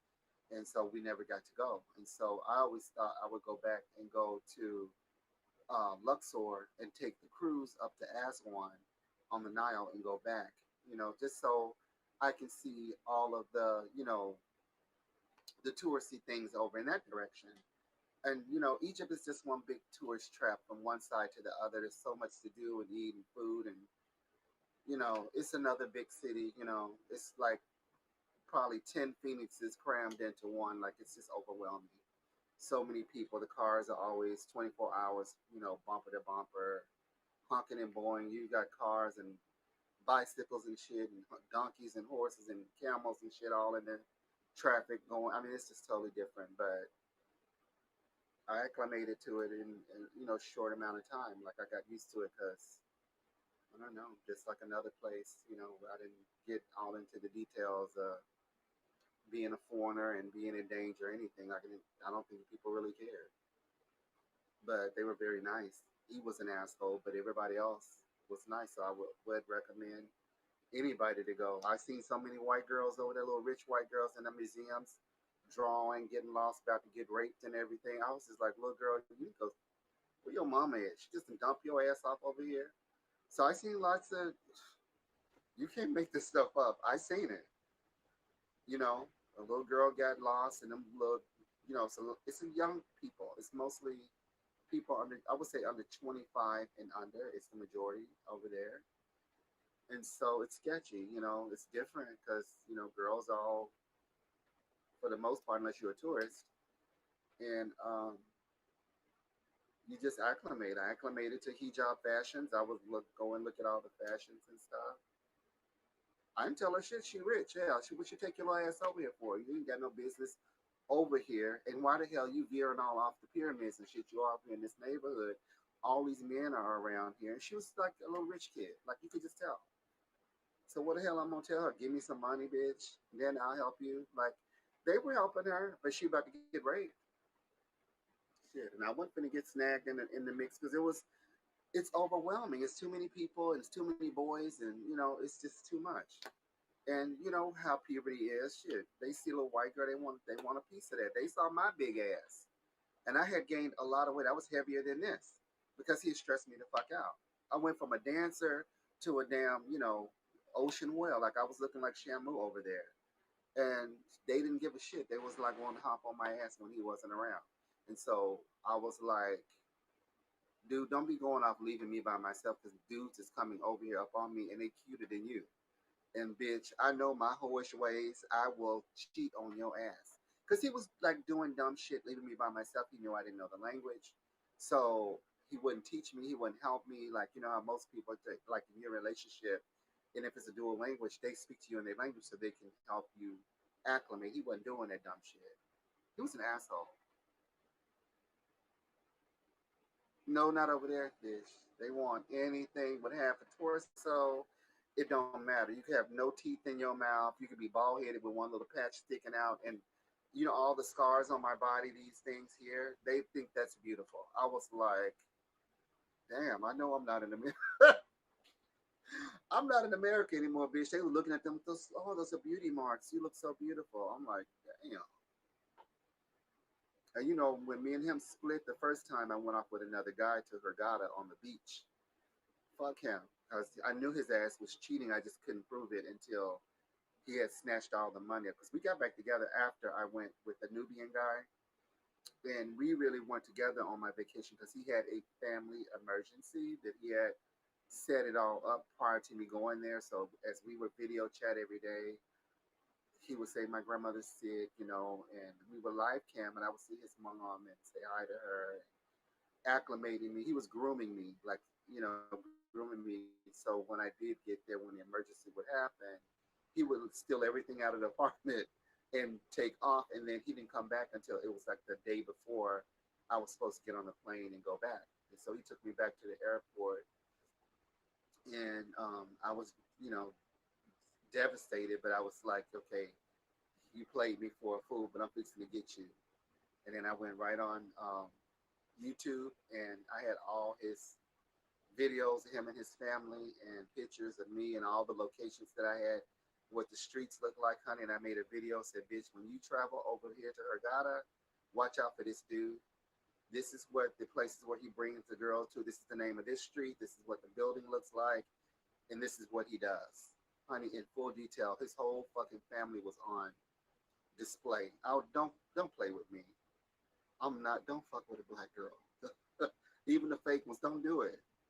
And so it quickly hit 2.5 million like overnight. And it was all like when you there's a way that you can look and see where most of your video is being watched on YouTube.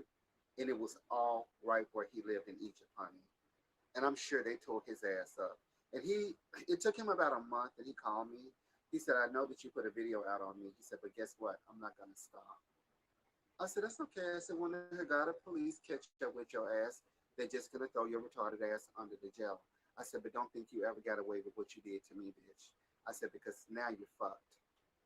I said, because you didn't have to do that. I said, you sit there and pretended like you were liking me. You were all in my fucking relationship business and everything, and grooming me like you really cared about my situation with my ex and everything. I said, and you were plotting to do it to me too. I said, you can't make this shit up. I said, but I'm going to get both of y'all. I said, I'm going to deport his ass and report him to the authorities and make a video on him too. I said, and I already made the video on you, and it's already hit it in millions right where you live. So, bitch, your own people know what a piece of shit you are. Thank you. I got him. And that video is up there to this day, and it's still in the child billions of views. I don't know what happened to him, and I don't care because like he didn't have to do that, and then he sit there and plotted. His ass was so, and he was pretending like he was so, you know, virgin and devout Muslim and all this shit, making me think he was like this really nice person, and bitch, he was rolling up hash cigarettes and everything. He was like doing drugs, like right in my fucking apartment. I was like, bitch, we'll go to jail. I don't do drugs, so what the fuck you rolling them little cigarettes up for? He had a little boy with him. I'm assuming that was his son. It took everything in me, everything in me. Child, I was so done. I said, Emmy, you are in a foreign country. Don't do it. Don't put your hands on this. Put your hands on this boy. You're gonna end up they're gonna beat the hell out of you in one of them jails. So I played it cool. Did what I had to do. And I cried. When I got to the airport, and I told him, I said, I understand what you did now. I said, and he's like, don't cry. You're gonna upset my little brother. I said, your son. I said, that's not your little brother. I said, that's your son. I said, and I don't care. He needs to see that his daddy is not perfect. His daddy makes mistakes. His daddy does shady ass shit. He doesn't give a fuck. Like, I wore his ass out at the airport because at that point, I wanted to make sure I got to the airport and got out of the vehicle and make sure he walked me to the door of the airport so I could tell his ass off. And I was so pissed at him, I just started crying because I was like beyond pissed. And I spent a month in Hurghada by myself, basically. And I was just meeting the local people. They couldn't speak English or anything. I think it was like one or two guys who could speak English. everybody else in that side of town could speak every other language. Um, but he,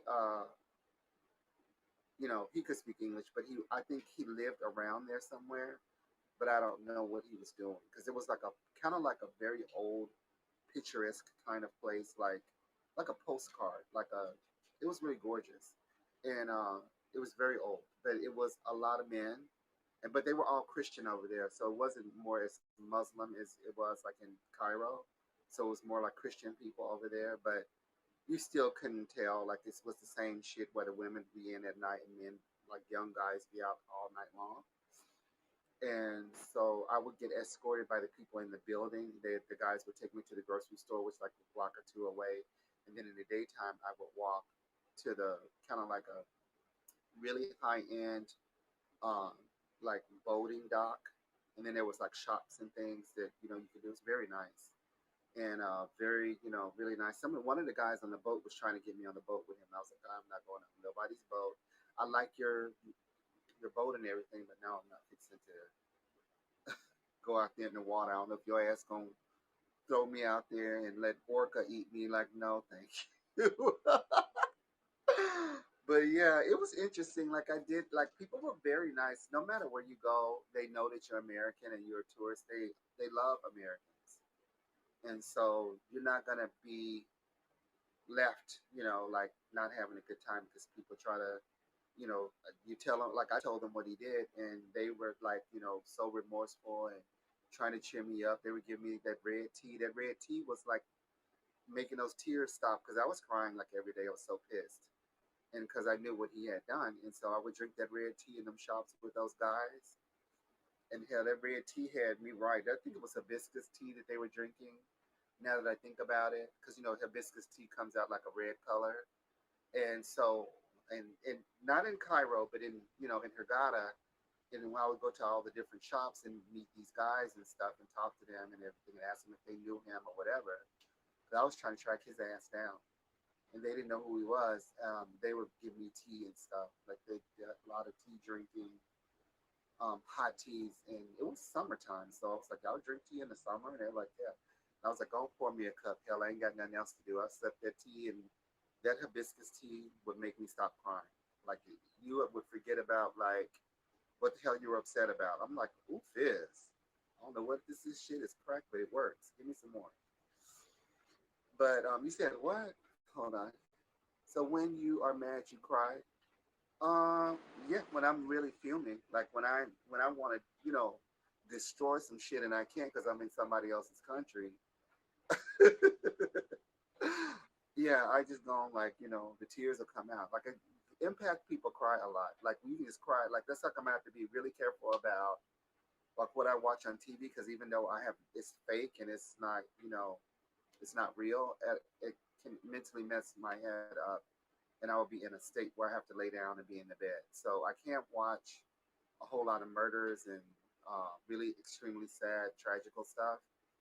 Don't matter the race or anything. It's just I get sucked in, and those BLs that I tell you about. Sometimes them BLs they have tragical things that happen in them. You don't see it coming, and then like it hits you like a ton of bricks, and you'll have like a crying spell. You have to lay down in the bed and relax, and then you just get depressed. Like it's very depressing. Even though it's fake, it feels so real because you're connected to it, and you can relate to some stuff. So you're having flashbacks of your own shit through watching this bullshit. It was not even real, and so I've learned to. I do a lot of Family Guy and Bob's Burgers and stuff like that to counteract dramas and things like that because I noticed like when I watch a lot of dramas and they're really well done and they're believable, if it's something tragical and sad, it's gonna knock me down in the bed. And so I try not to do any, murders and stuff like that, and things that are extremely like disastrous, like earthquakes and disastrous stuff, because it really uh, can weigh down on me for whatever reason. I've always been like that. And so I didn't know what the word empath meant until recently a girl on TikTok was talking about it. And I soon like realized like I made a connection to the empath. I had said it before that I was an empath, but I didn't really understand it as well as when I understand the terminology of it. Like I had looked it up or whatever, and I said that kind of sounds like me, but I'm not really sure. But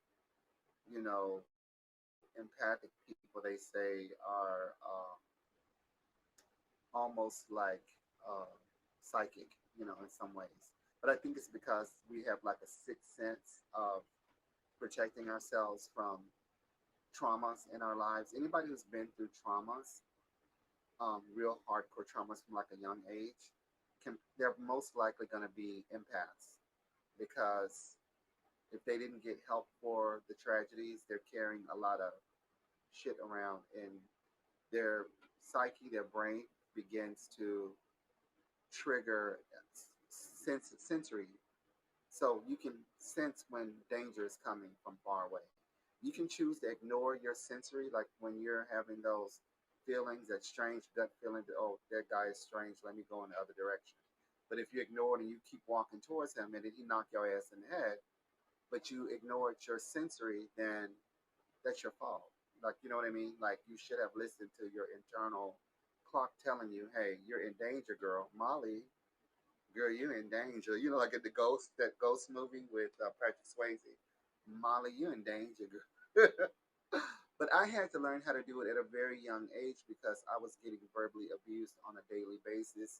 Literally all day, people telling me how to walk, how to act, how to sit up straight, this, that, and the other. And then when I would go out to school and stuff like that, then I would be getting, verbally abused and stuff like that. So eventually, my brain developed a sensory that would tell me, hey, you're walking down this road, but there's a man down there. You don't know who he is, but he's no good. He's a bad person. Please turn around and walk the other way.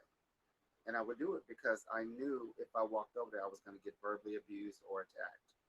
And it became very strong as I got older and older and older. I got really good at avoiding people that could possibly verbally attack me or verbally abuse me.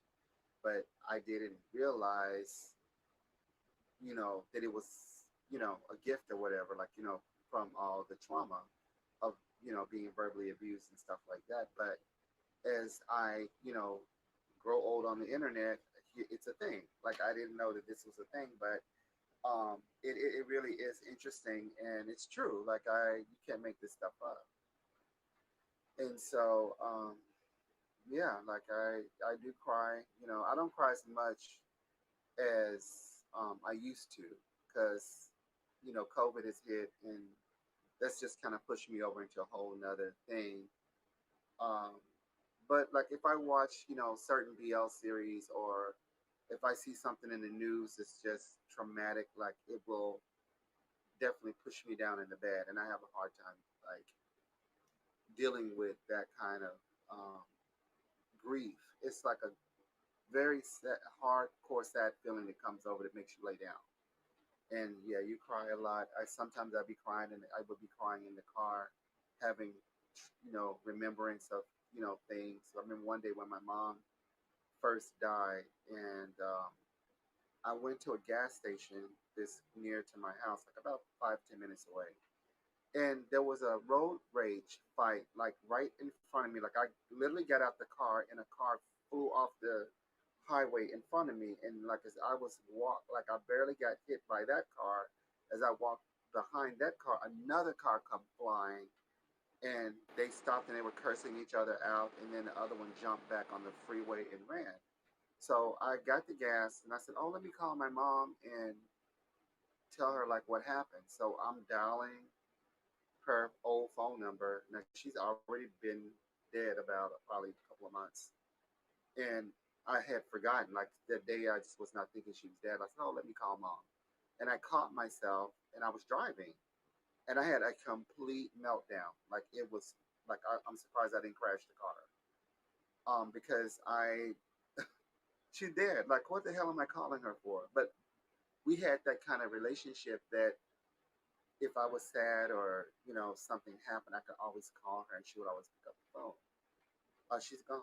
She's no longer here and available for those things. So um, that time I just cried. And I cried really hard because I was shocked that that past feeling of wanting to talk to her had hit me, and it had been only a couple of months. It was not that far in, but it was kind of shocking for me that I actually did that.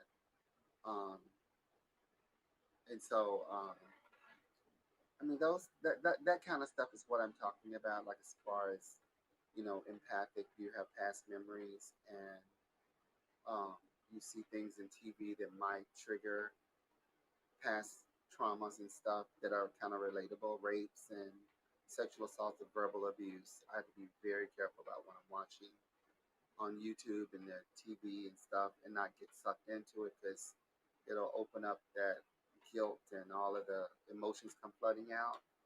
And I haven't really been doing it a whole lot lately because um, I haven't been watching BL series a lot, and I haven't really seen anything that really kind of has been so intense that it knocked me down in the bed. And so I'm getting a break for now, and I'll take it because it used to be like a weekly thing, like every other day, and now it's like every other week.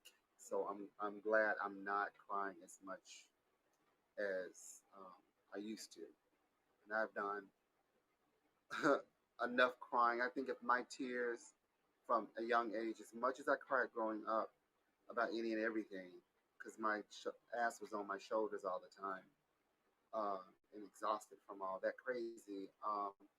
My tears are probably fill up a river, and you know how deep a river is. And there's a lot of people out there that impact. I didn't know there was other people out there like that, but I'm glad to know I'm not alone in all of that because it's good to know that there's other people out there who have suffered from traumas and they survive. It's like a survival sensory that you develop over time. And I developed mine at a very young age because I was probably 6 years old, I think, when I first was verbally abused by my cousin's boyfriend at the time. I mean, my aunt, I'm sorry. At the time, he called me the F word. That child's going to be an F word. And everybody was giggling and laughing, but I didn't know what he was talking about. And I knew they were making fun of me, and that's what hurt my feelings. And then it seemed like after that, it just continued. More and more and more people started to kind of like, don't act like that, don't walk like that, don't talk like that. You're acting like a girl, blah blah blah blah.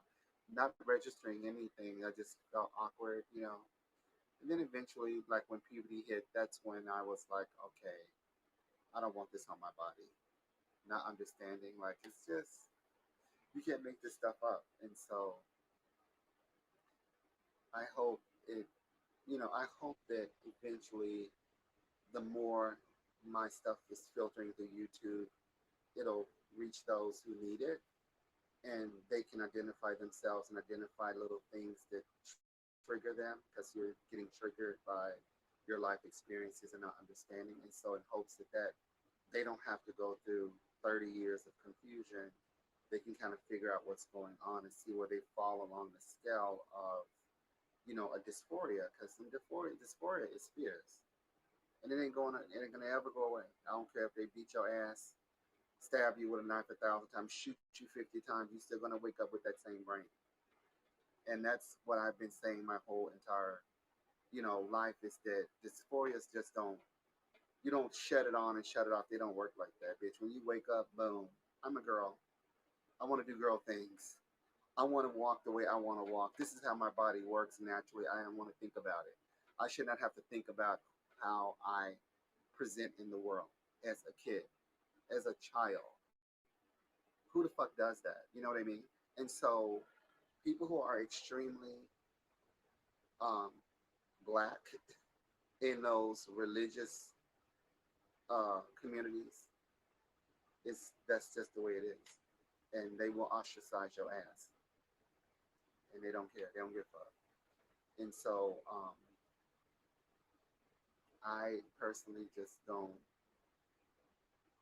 care. I don't give a shit. I just want other children who look like me, or maybe not look like me, if they're in a situation of confusion, watch my damn tapes so they can understand what the hell is going on and figure shit out. Don't waste your whole life in a state of confusion like me. Like you don't want to do that. Like that's not healthy. And that's just the way it is. Like it is what it is. And we have about 18 people now, so the numbers are going up. I'm glad that people are kind enough to come in and hang out and tune in. We didn't really do karaoke tonight because I had like a really bad stomach ache from yesterday. I ate some old food out of my freezer. I know it's terrible, but they were like those little biscuit things that you get in the Asian store. I forget what they call them, spring rolls and dumplings. And I'd had them from like a year ago, but they looked fresh still. Like they didn't look like they had been bad or anything. There was no freezer burn, so I cooked them and ate them, and then now I'm paying the price. But my stomach isn't hurting as bad as it was, so I've been drinking ginger ale, and that really helped um, calm my stomach down. And I slept for like a couple of hours. So I was gonna try to be on earlier, but I really couldn't get myself out of the bed. I was just like physically fatigued, and I finally was able to get up like around 11.